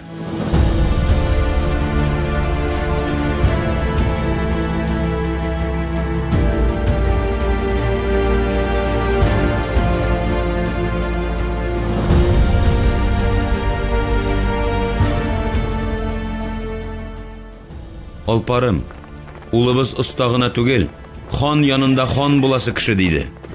Оста Алпар üzülеп яраткан Туйбикәдән бу сүзне ишетте дә, ачкан авызын яба алмый катып калды. Ни сөйлисең син, Туйбикә? Тәүбә дигән, диде ул ниһаят исенә килеп. Тузга язмаганны, ханнар Аллаһы Тәгалә тарафыннан куела. Тәүбә дигән, барысы да Алла кулында. Әлегә хәтле куелган ханнарда минем катнашым юк. Менә Сәлим ханнан соң улыңның хан булып куюы бар. Моңа иманым камилдер, алпарым, диде хатын кыю рәвештә. Я Хода, туйбикәм, авызыңнан җил алсын. Оста безнең улан, зур вакытта оста, күр нинди бизәк төшергән. Күргән саен күрәсе килә. Туйбикә шунда гына ак ташка төшерелгән бизәккә чын-чынлап игътибар итте. Сүрәттә кояш чыгып килә.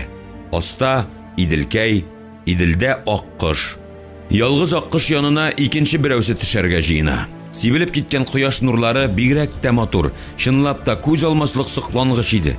Иделдәге ак кош һавадагы ишенә башын кырын салып караган, тегесе дустана тавыш белән мин монда дип кычкырасыман иде. Туйбикә углы эшеннән канәгать калды, әмма аның максаты бөтенләй башка иде. Углын хан итү. Һәм ул хан булыр да. Хәзер әнә дәүранына 17 яшь тулып килә. Тиздән, бик тиздән ул хан кызына гашыйк булыр. Бәлкем булгандыр да инде. Һәм хан кызы да аның гыйшкына битараф калмас. Менә шунда күрерсең, алпаркаем, углыңның кем булуын, дип уйлады хатын. Әле балага узгачта нидер сизенеп Туйбикә киндек әбисен чакырып алды. Зөбәрҗәттә авырга уздым әллә дип сорады. Ие Туйбикәм, диде тегесе. Инде 9 ай җитеп тулгакка калгач, хәле мөшкил булуына карамастан, Зөбәрҗәтнең кеме бар дип кызыксынды. Ханбикәнең кызы бар, диде киндек әбисе. Минеке малай булыр, диде Туйбикә. Дулкын-дулкын килгән тулгакка чыдый алмый, иренен чәйни. Һәм шулай булды да. Туйбикә малай тапты.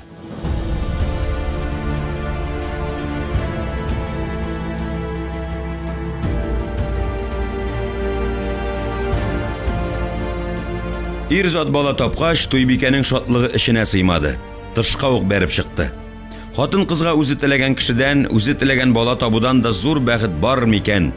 Әйе, кылдан булмагай шайтаннан булсын, тик яраткан җаныңнан булсын, тик ул теләгән улан булсын.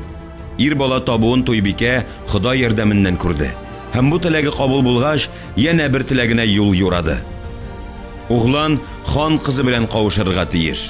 Әйе, аларга кавышырга Хода үзе язган. Язмаган булса, бу хәтле туры килмәс иде. Bir төндә, bir таңда диярлек таптылар. Bir көндә исем куштылар. Кемгә дә сер түгел, сер итеп сакламады да Туйбикә. Сәлим ханга яратып килгән иде ул. Иллә язмыш аңа аяк шалды, балага узмады. Әнә шул киндек әбисенә биргән акчасын санасаң, сарай салырлык булгандыр. Әмма ни эшләмәк кирәк? Кемнәргә генә күренмәсен, нинди эш керүләр генә кичермәсен, узмады балага Сәлим хан белән яшәгәндә Туйбикә. Кыл алпарга күчеп килгәч, Худайның хикмәте узды да куйды. Тора бара булса да узды. Бала тапкач башланды Туйбикә өчен хикмәтле көннәр. Ул белә иде, хикмәтле хәлләрне эшли алса, киндек әбисе эшли аладыр. Хан сарайына, Ханбикә Зөбәрҗәт янына бердән бер кеше киндек әбисе рөхсәтсез нисез керә ала. Көннәрдән бер көнне Туйбикә киндек әбигә әйтте. Bir таңда туган бу ике баланы бәлих булгачта кавыштыр. Бу эш килсә, синең кулыңнан килә дип, карчык кулына bir янчык алтын тоттырды. Киндек әби бу бәһәгә Туйбикә өчен авызы белән кыш тотарга да разый иде. Алдыңмы әби янчыкны? Килештекме дип сорады Туйбикә. Килештек, Ханбикә, диде киндек әби. Гәрчә Туйбикә күптән Ханбикә булмаса да. Шушы хәлдән соң киндек әбисе Туйбикә янына килүне ешлатты. Биредә аңа килгән саен акмаса да тама, аннары хәйләкәр карчык Зөбәрҗәт Ханбикәдән дә өлешсез калмый иде. Туйбикәгә килгән саен карчык хан кызы Назлыгөлнең я берничә бөртек шәшен, я күлмәген, я ялтыравык сәдәфен алып килде. Туйбикә аларны кадерләп тиенгә тиенәде һәм үзе белгәнчә дуга укып, я улының мендәр астына салды, я үз куенында йөртте. Бу хакта ул бер кайчанда берәүгә дә әйтмәде. Ул кылган эшләр бары тик аның сире, аның хыялы, аның юанышы, аның теләге иде. Хан кызы Назлыгөлгә 7 яшь тулганда, аның кимендә ширек әйбере Туйбикәгә күчкән иде инде. Хаганысы, хәйләкәр киндек әби гел Назлыгөлнең генә әйберләрен дә китермәгәндер. Мәгәр кыланышы белән йөкләгән вазифасын ихластан башкара иде. Оғлына 7 яшь тулгач Туйбикә ире алпарга аты даны Болгарга таралган ширмеш камын китерергә кушты. Хатын өчен аны гына түгел, һавадагы йолдызны алып бирергә әзер торган Алпар хан сарае караучысыннан арба ат сорап юлга чыгып китте. Һәм 2 көн дигәндә янына камны утыртып кайтып та төште. Хан кирмәненә камнарны кертмиләр иде. Алпар аңа торшы киемен кигерергә мәҗбүр булды. Кам өйгә килеп керүгә, артыгын сөйләшеп ташламага дип, Алпарына ишек алдына чыгып торырга кушты Туйбикә.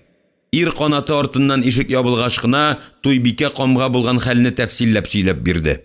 Сихерчеме, күрәзәчеме кам, Туйбикә белми иде. Әмма ишеткәне бар иде. Үлгәнне терелтә алмаса да, мәшене шыпшыкны каршыга итә ала имеш. Кыскасы, бала чактан ул төрле мөгъҗизалар күреп үскән Туйбикә камга шын күңеленнән ышана. Ә инде углы Дәүран хан кызы Назлыгөлгә өйләнәсе кеше, ул гынамы, хан буласы кеше дигәч, шак кына күрер күзгә яман кытсыз кунакны кочаклап үпмәде. Күпне күргән камның Туйбикә кыланышына бер дә исе китмәде. Мондый хәлләргә беренче генә тап булуы түгел иде күрәсең. Хәтта Туйбикә бирәсе хак мәсьәләсендә кузгатмады. Шундук эшкә кереште. Иң әүвәл ул кургашын сорап алды. Кургашны табага салып, кирәп торган көмер өстенә куеп эретте дә 2 савытка аз гына су салырга кушты. Һәм эрегән кургашны шул 2 савытка куйды. Аннары баланы башыннан алып, юрган белән бөркәндерде. Кургашны катканчы буда тотты.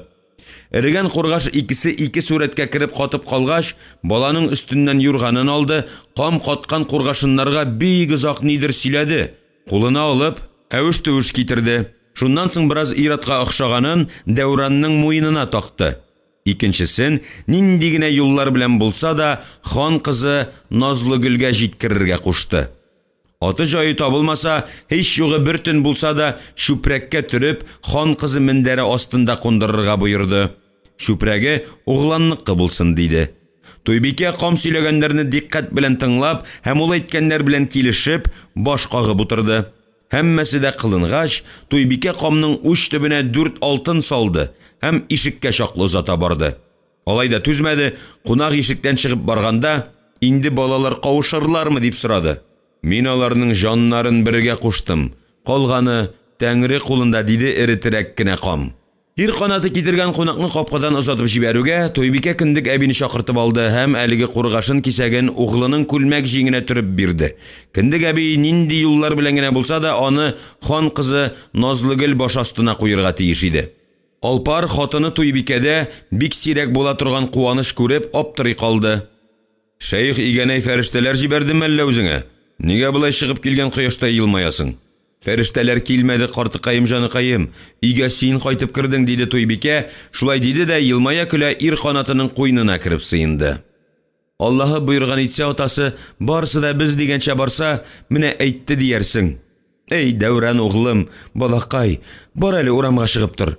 Әнә, ишләрең анда гузналы уйныйлар. Туйбикәгә өйләнгәнче дә, өйләнгәч тә, хатын кызның эш серләрен бер кайчан да белеп бетермәгән һәм бик үк белергә дә теләмәгән, аңа булай да бик әйбәт иде карлыгачы Туйбикә белән, аларның гүзәллегенә сокланудан ары китмәгән, яшереп кенә ничә тапкыр сөеклесенең сурәтен ясарга керешкән, әмма хан шымчыларыннан куркып, ясаган рәсемнәрен төнлә белән иделгә ташлый барган Алпар, шушы көннән соң тагын да канатланып яши башлады. Углын иң уста бизәк төшерүчегә малайлыкка бирде. Ите сиңа сөяге миңа өйрәт, тыңламаса шыбыгың кулыңда диде. Беренче көннән үк Дәүран углының шүкеш вә кискеш тоту рәвеш шамасын күреп кинәнгән карт оста углын икенче тапкыр китергәч ата кешегә әйтте. Бу баланы өйрәтәсе юк, кулы алтындыр. Туганда ук фәрештәләрдән бу эшкә иман алгандыр диде.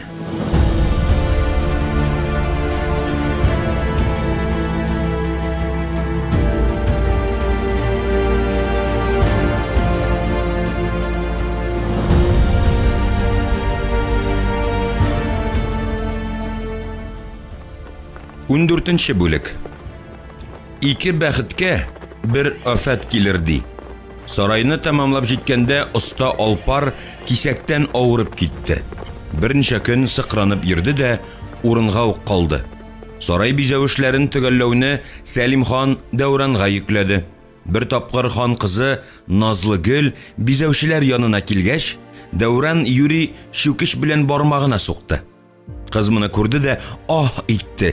Әтисенә карады, нидер әйтергә ымсынды һәм үз-үзен тыя алудан гаҗиз калып, оста егетнең бармагын кулъяулыгы белән кысып тотты.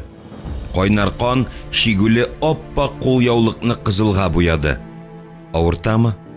Шундайын иттереп кызганып һәм хәленә керергә теләп сорады ки кыз егеттән. Тегенең битләре кайнарланып, бүтән тән күзәнәкләре хан кызына томырылды.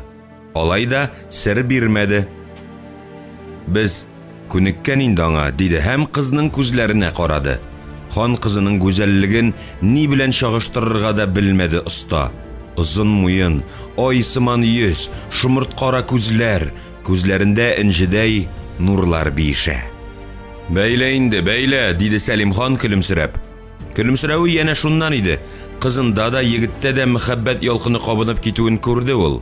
Иләм моңа бер дә таң калмады. Аннары ханбикә Зөбәрҗәт кебек кызы Назлыгөлне оста егет яныннан алып китәргә дә ашыкмады. Чөнки ул белә иде, бу хәл озакка бармас. Тиздән Назлыгөлне я берәр хан гаиләсенә, я кенәз угланына соратырлар, һәм Сәлим хан рәхәтләнеп кызын шуларның берсенә биреп җибәрер. Чит илгә кыз бирү һәм кияүле булу якынлашуына түгел, үзенә күрә сәясәт тә. Оста егеткә моны аңларга. Шул ук вакытта Сәлим хан бу егетнең Туйбикәдән туында исендә тота иде. Жан тартмаса да кан тартыр диләр. Хак әйткәннәр икән шул. Күр ничек аерылышмас булдылар. Кыскасы, Сәлим хан бер сүз белән Дәүран кызыма гашыйк дигән фикергә килде. Назлыгөл Дәүранның яралы бармагын бәйләгәндә егеттән күзләрен дә алмады. Бу хәлгә сабыр гына елмая иде егет. Тик бу елмаюда шундайын гаярлек, тәкәбберлек, горурлык, бирелгәнлек күрде ки хан кызы. Икенче мәлдә аучы каршына килеп чыккан җайран кебек сискәнеп китте. Әмма бу сискәнү шундук узды. Егетнең зәңгәр күзләрендә «Мин сиңа гашыйк, мин сине яратам хан кызы» дигән сүзләр укыгандай итте. Ул гынамы? Иреннәре дә «Мин сиңа гашыйк, мин сине яратам хан кызы, яратам, яратам» дип кабатлыйлар кебек тоелды. Хан кызы кирфекләрен каккалап алды. Аның нидер әйтәсе килде, мәгәр кыймады. Артында кинаялы елмаеп атасы басып тора иде. «Я, кузгалыйк Назлыгөл», диде Сәлим хан. Шул көнне Туйбикә углының бәхет өләшкән җирдә булгандай елмая көлә кайтып керүен күреп, Аллага шөкер, кам юраган дөрескә чыга, балам хан кызын күргән. Бәлкем әле яратам дип тә әйткәндер дип уйлады. Аны күрдеңме, балакай? Бик шатсың. Кемне аны, инәй? Хан кызы Назлыгөлне. Назлыгөлне дип анасының күрәзәлегенә шаккатты Дәүран. Әйе, атасы белән килеп киткәннәр иде шул. Кара әле, эшең уңдымы соң, балакай? Атаң көнөзен сине көтте. Хәзер керми тор, хәле авыраның, юкка борчыма. Бираздан соң, яме? Аша бешкәч өметләнеп торсын. Өметле көн күрер, өметсез гүр керер диләр. Килер бер көн дип уйлады Туйбикә, алпар да сәламәтләнер, хан кызы да сиңа ябышып чыгар. Чыкмый нишләсен? Язмыштан узмыш юктыр. Кем белә, бәлкем әле Туйбикә Зөбәрҗәт кодашасы белән бер табында утырыр. Утырмый кая барсын? Иллә барысы да Туйбикә уйлаганча булмады. Хан сарайын төзеп бетергән елны осталарның остасы алпар урыныннан кузгала алмас булды. Дәүран сарайга юнәлде. 2 көн көтте Сәлим ханның кабул итүен. Ахыр 3нче көн дигәндә оста Дәүран хан тәхете каршына кыяр кыймас кына килеп басты. Тезләнеп баш иде. Әүвәл йомышың әйт, диде Сәлим хан. Ханиям, атам каты авырып китте. Аның бер үтенече бар сезгә. Ирек алып үләсе килә. Бирегез, ханиям, атама ирек. Китап кылларның урыннары җәннәттә булыр дигән. Нигә ул үлеп яткан адәмгә ирек? Ханиям, борын заманда берәүдән бу дөньяда иң татлы нәрсә ни була дип сораганнар. Ул ирек дигән. Атамның ирекле булып үләсе килә, ханиям. Ул сезгә гомере буе тугрылыклы булган. Әүвәл терилсен, аякка бассын, диде Сәлим хан. Үзе килер каршыма. Атаң ирек алса да, син минем кылшурамдыр. Мин сезнең кылыгыз, ханиям. Тик атама гына ирек бирегез. Түшәктә яткан кешегә мин ирек бирә алмыйм. Ирек бирегез атама, ханиям. Алдыгызга тезләнеп үтенәм. Гомерем буена тугрылыклы хезмәт итәрмен. Оста Дәүран яна хан алдына тезләнде, башын түбән иде. Ярый, уйлап карармын, диде Сәлим хан, йомшара төшеп. Дәүран ашыга-ашыга өйгә кайтты. Атасына сөенче әйтәсе иткән иде, әмма ул минутларда осталарның остасы Болгар калада күп биналар күтәргән, ханга яңа сарай салган Алпар вафат иде инде. Атасының баш очында Шәйх Игәнәйнең мөриде Ясин чыгып утыра. Анасы ир канаты күкрәгенә капланган да үксеп елый. Үлеп яткан атасын, үксеп илаган анасын күреп, Дәүран ишек яры баскан җирендә катты да калды. Ирек ала алмый үлеп китте атасы. Ул алай итмәс, куллыктан кутылу җаен табар. Атасы кебек бугауларын кочаклап үлмәс. Бу яшь кулның үлеп яткан атасы каршында биргән анты әрнүле йөрәк ярсуы иде. Шуңа күрә шайтан каласын яңа баштан күтәрергә әмер алгач, атасын җирләгәннән соң җитдиләнеп киткән оста Дәүран Сәлим ханга бер шарт куйды. Ирек бирсәгез генә борынгы кирмән каланы яңа баштан салырга керешерем, ханиям, диде. Сәлим хан шыгырыннан чыкмады, ипләп кенә килде дә яшь останың иңенә кулын салды. Әүвәл эшен күрсәт, оста. Хан вәгъдәсендә торыр. Дәүран шайтан кирмән каласын күтәрүдә катнашасы ташчыларга да алдан ук әйтеп куйды. Кирмәнне салгач, манараны сипләгәч, хан һәммәбезгә дә ирек ышандырды, диде. Менә ни өчен 1000гә якын ташчы кирмәндәге эшләр беткәч, каланы карарга килергә вәгъдә иткән Сәлим ханны зар интизар булып көтә башлады. Ниһаять, көннәрдән бер көнне хан килде. Иң әүвәл ул бер өер куштаны белән кирмәннең тышкы диварларын карап чыкты. Ахыр ташчылар эшеннән канәгать калып, асма күпер аша кирмән эшенә узды. Туктап, тимер белән ныгытылган имән капкаларга игътибар итте. Иллә эше тышы яңа баштан сипләнеп вә үзгәртелеп эшләнгән шайтан манарасына кермәгән иде әле. Шуңа хан ташчыларга әйтер сүзен әйтми торды. Нигездә, шайтан манарасында кирмән каланы да угланы Әмир хаҗи яңа баштан диярлек эшләткән иде. Кирмәннең тышкы ягы да, эчке ягы да ханга ошады. Әмма ташчыларга әйтер сүзен әйтергә ашыкмады. Шайтан манарасын кирип карыйсы бар иде. Ияреп йөргән ташчылар сабыр гына көтеп тордылар. Ташчыларның бөтенесе дә кыллар. Аларның кайберләре ирек сорап та ала алмагач, күбесе ширүгә китә, мәгәр анда да бал белән майда гына яшәми иде кеше. Яу шабулар була, яулар килә, күбесе урыш кырында ятып кала иде. Әмма шуңа да карамастан, ташчыларның бер ишесе хан гаскәренә языла иде. Тамак хакына, кием бәясенә. Чөнки кулдан азат булган кеше хан гаскәрендә хезмәт иткән өчен 3 ел акча алмый торган иде. Үз чиратында Дәүран да Сәлим ханнан ирек сорады. Әмма хан якында килмәде. Мәгәр өметсез шайтан диләр бит. Дәүран һәр чак ирек турында хыялланып яшәде. Һәм менә ниһаять бүген ул ирекне алыр. Алмаган очракта барысы да ташчылар белән сөйләшеп куелган иде. Сәлим хан башта кирмән пычмакларындагы кечкенә манараларны карап йөрде. Аннары борынгы бабайлардан калган диварларны, киңәйтелгән, кайбер өлешләре үзгәртелгән диварларны карап бетергәч, күзәтү манарасына юнәлде. Ханның жан сакчылары һәм Дәүран бер тотам калмый ияреп йөрде. Исеме даны бик борынгыдан килеп, болгарларның теленнән төшмәгән шайтан манарасына керер алдыннан Сәлим хан югарыга карап алды. Мәхәббәт дәһшәтле иде манара. Ханның иң өске мәйданга менәсе, эшен күрәсе, бормалы баскычлардан менә-менә күзәтү мәйданчыгына чыгасы, тирә-юньгә күз саласы килә иде. Төп манарага керер алдыннан оста Дәүран Сәлим ханны ишек төбендә туктатты. Ханием, мин бу бабаларыбыздан калган манараны яңа баштан үзгәртеп кордым. Яшерен ишекләр куйдым, аулак бүлмәләр уйдым. Кергән кеше чыгар юлын таба алмастай култыклар ясадым. Берәү белгәнне икенче белер, өченчегә җитәр, анысы илгә таратыр ди. Манарага үзегез генә керсәгез иде, ханием. Сәлим хан ирен чите белән генә елмаеп, яшь остага сирпелеп алды һәм артыннан ияреп йөргән жан сакчыларына «Калыгыз» дип кул селтәде. Оста һәм аңа ияргән Сәлим хан манараның беренче катына керделәр. Дәүран кулына кисәү агачы алды, ут салды һәм ханга бирде. Хан бер сүз дә әйтмәде, өске катка юнәлде, әмма күтәрелер җаен тапмыйча кире беренче катка әйләнеп төште. Аннан ул Дәүранга игътибар итми түбән төшеп китте һәм янә оста янына килеп чыкты. Хан бераз ачулы иде, әмма кызыксынуы да йөзенә үк бәреп чыккан иде.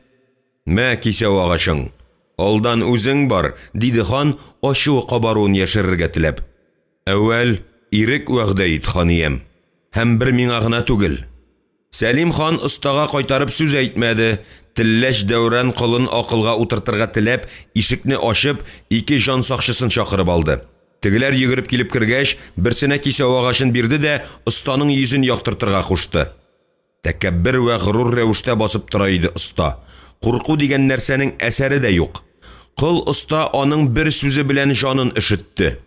Канына тоз салды. Элек хан кылларның йөзләрен дә, үзләрен дә бер-берсеннән җайлап аермый иде. Иллә аның күз алдында Дәүран кылшурасы һәр чак барысыннан да аерылып торыр иде. Осталарның остасы Алпар углы Туйбикәнең уланы. Сәлим хан шул мизгел эчендә егет йөзендә Туйбикәсенең тәкәбберлеген, горурлыгын, атасы оста Алпарның кыюлыгын, тәвәккәллеген күрде. Элек аңардан барча кыллар да тетрәп торалар. Карусыз аның ихтиярына буйсыналар. Баштан аяк коралланган жан сакчыларын күреп, шүрли калалар, аның теләген үтиләр дип уйлый иде. Ә монда исә бөтенләй башка. Кыл шурасы аңардан ирек таләп итә, шарт куя. Яшь, кыю, дорфа, ханның кыдрәтен белми, җылкы майында кайнатылган камчысын татымаган, сөрсү-дымсу зинданында ятмаган дип уйлады Сәлим хан һәм жан сакчыларына боерды. «Кайырып бәйләгез кулларын. Кагылмагыз миңа. Мин ирек дәгъва итәм, ханиям. Вәгъдәгездә торыгыз», диде Дәүран ханны янә гаҗәпкә калдырып. Соңгысына тәмам җен ашуы чыкты Сәлим ханның. «Ни каттыгыз? Тотып бәйләгез үзен. Тик үлтермәгез. Оста миңа исән кирәк». «Ашыкмагыз, ханиям. Буйрык бирергә. Жан сакчыларыгыз монда кылыч белән кирде. Кылычтан китәрләр дә. Бирми торыгыз әмрегез». «Син кем ул хәтле хан кадәр ханны өйрәтергә, эт ялаган нәмәстә? Кылшуар. Онытма, кылшуар син, хан кылшуары. Мин оста, Алпар углы Дәүран булам. Жан сакчыларыгызны миңа өстергәнче белеп калсагыз иде, хан. Күрәзә миңа, хан үлеме, синең үлемең хан үлеме», диде. «Шуның өчен мин сездән андый буйрыкны бирмәскә үтенер идем, ханиям». «Күрәзә?» Сәлим хан кахкаһәләп көлде. «Мин сине үзең салган манараң ышына астырачакмын. Ишетәсеңме, тәкәббер җан? Манара ышына. Күрәзә юрады имеш. Нәрсә карап каттыгыз? Бәйләгез кулларын кайрып, керер-чыгар юлларны үзебез дә табарбыз». «Ханиям, белеп калыгыз. Мин сезнең үлемегез вә гомерегез. Мин сезне соңгы тапкыр кисәтәм. Ышанмасагыз, ишекне ачып карагыз. Кирмән эче тулы коралланган ташчылар, алар да сез вәгъдә иткән ирекне көтәләр. Сезнең монда ни бары 100 азатыгыз. Ирек бирегез безгә, хан. Ирек, барыбызга да ирек. Тотыгыз, бәйләгез баш кисәрне», дип тамагы йыртылырдай итеп кычкырды Сәлим хан. Оста Дәүран жан сакчыларының берсенә итек кунышыннан алып хәнҗәр ыргытты. Теге йөз түбән капланырга өлгермәде, азат кулыннан кылычын тартып алды. Ханның икенче жан сакчысы Дәүран өстенә ыргылды. Дәүран орыша-орыша артка чикте һәм кисәк сикереп каршы якка күчте. Азат аның артыннан ташланды һәм бушлыкка туры килеп түбән очты. Аның яман тавышы тирән баздан ишетелгәндәй хан колагына иреште. Сәлим ханның тез буыннары бушап китте. Ул дивар буйлап ишеккә таба шуыша башлады, әмма бер ыргылуда оста Дәүран ишек янына килеп басты. Ул ханны караңгылыкка әтеп җибәрде. Хан башы белән таш диварга бәрелде һәм ыңгырашып артына утырды. Оста Дәүран тибеп ишекне ачты һәм ярсулы тавыш белән: «Туганнар, коралга!» дип кычкырды. Шуннан соң ишек алдында мәхшәр башланды. Кирмән эче умарта күче кебек гыжли, жан ашу белән кычкырган тавышлар манарага кадәр җитә иде. «Ханиям», диде оста Дәүран. «Әле соң түгел, ирек бирегез». Сәлим хан тұрып басмақшы итте, әммә яңадан утырды. Оста Дәүран ишекне ачты, хан янына килде. Ирек ышандырдыгыз иш, ханиям, үтәгез биргән вәгъдәгезне. Әйт әле, оста, төшемдәме, өнемдәме бу хәл? Мин кайда? Сәлим хан күтәрелеп түшәмгә карады. Ашык ишектән төшкән яктылык урталай ярып салган имән бүрәнәләргә төшкән. Ишек алдында яман тавышлар яңгырый, манара эчендә мәчеләр шинашкан, бүреләр улаган, кызгыннар каркылдаган шау-шу тулгана.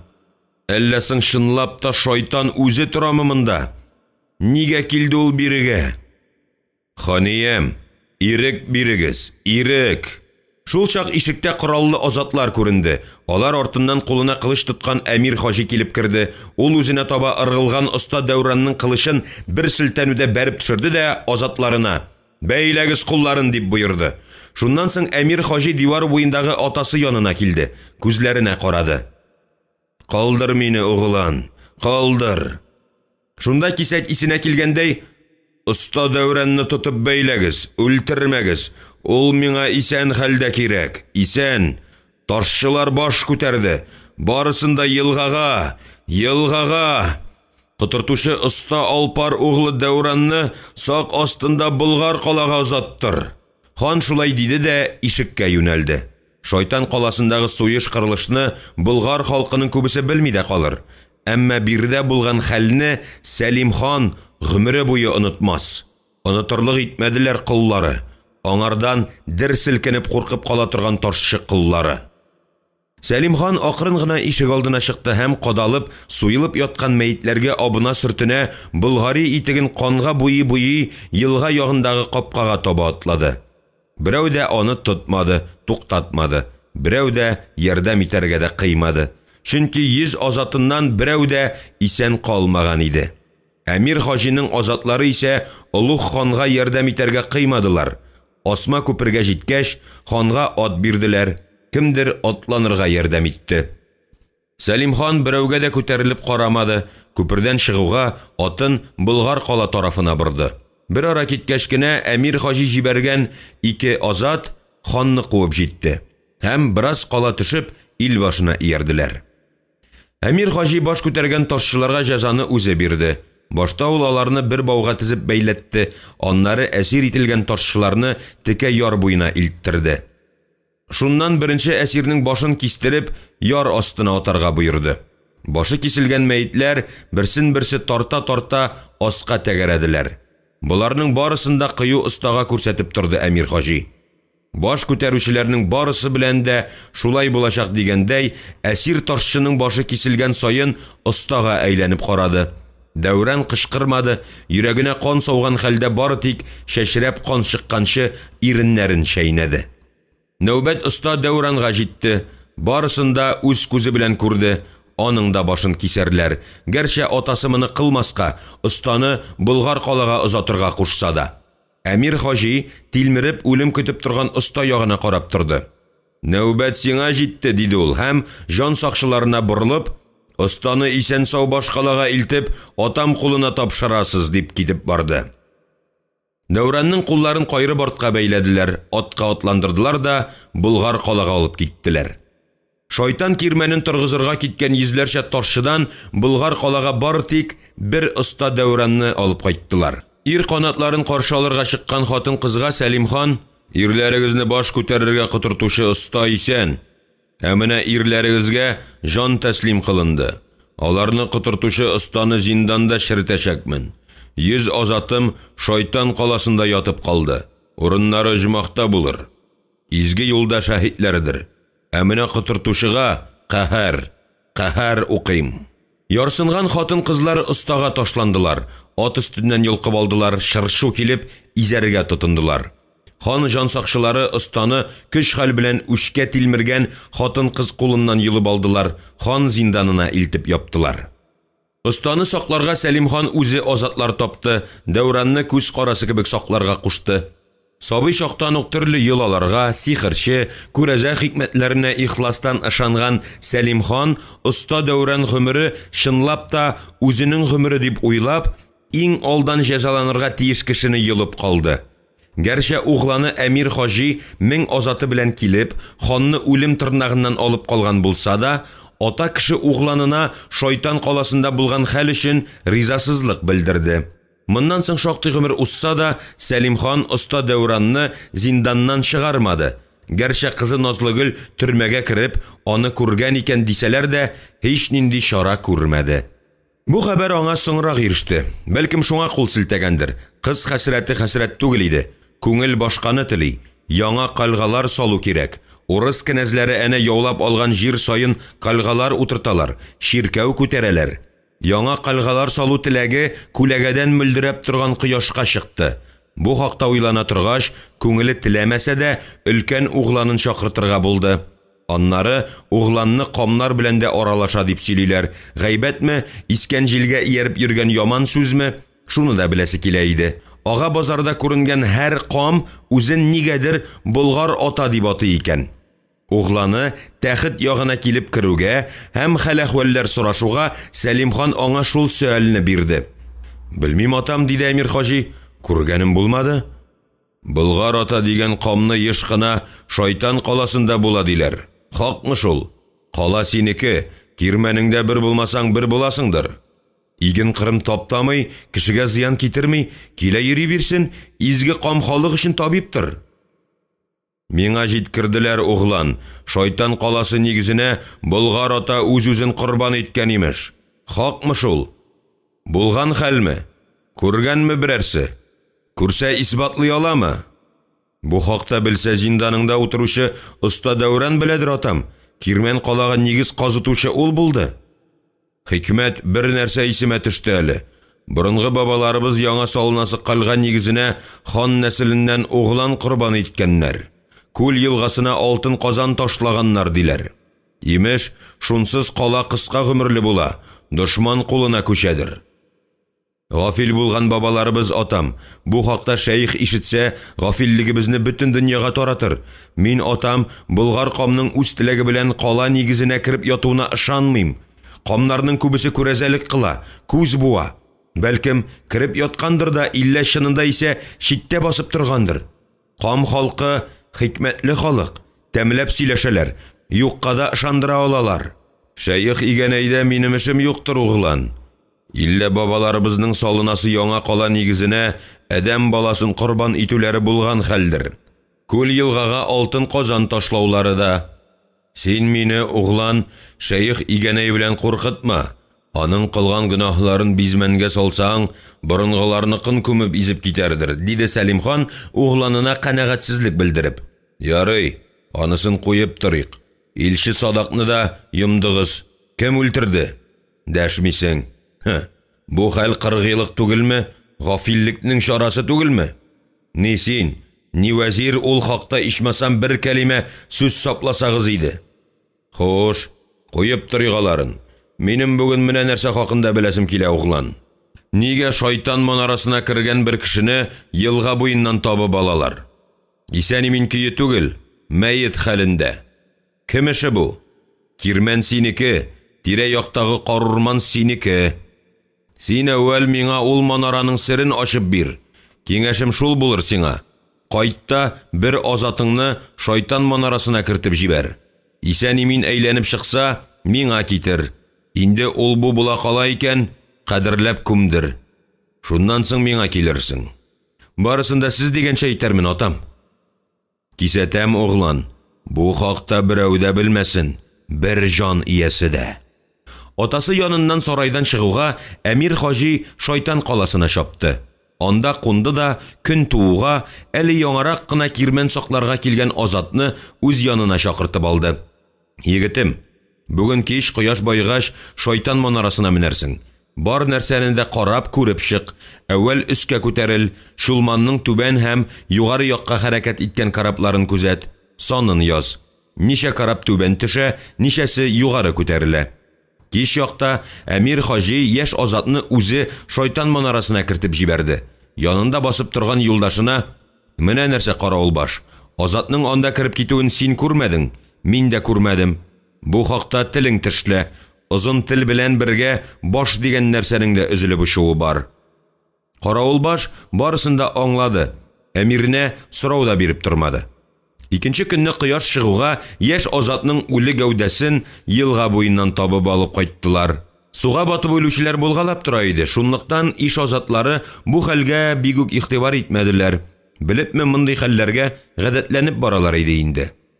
Икенче көнне әмир хаҗи сарайга чапты һәм атасы Сәлим хан каршына килеп басуга: "Атам, азатның гәүдәсен иртәнге якта елгадан табып алдылар", диде. Сәлим хан тәхетеннән торды, ишекле түрле йөренергә кереште. Ул әлегә кадәр оста Дәүранны нәрсә эшләтергә белми иде. Җае чыгып торуга кинәнеп куйды. Останы, угланы әмир хаҗига бирергә, кертеп җибәрсен шайтан манарасына. Исән-имин чыга икән, димәк, манарада бер нинди шайтан да юк. Инде үтерәләр икән, я Худа, әйткән сүзе хак булып, оста гомере аның гомере булса, останы миңа бирсәгез икән, атам, диде әмир хаҗи, атасының кем турында уйлавын белгән сыман.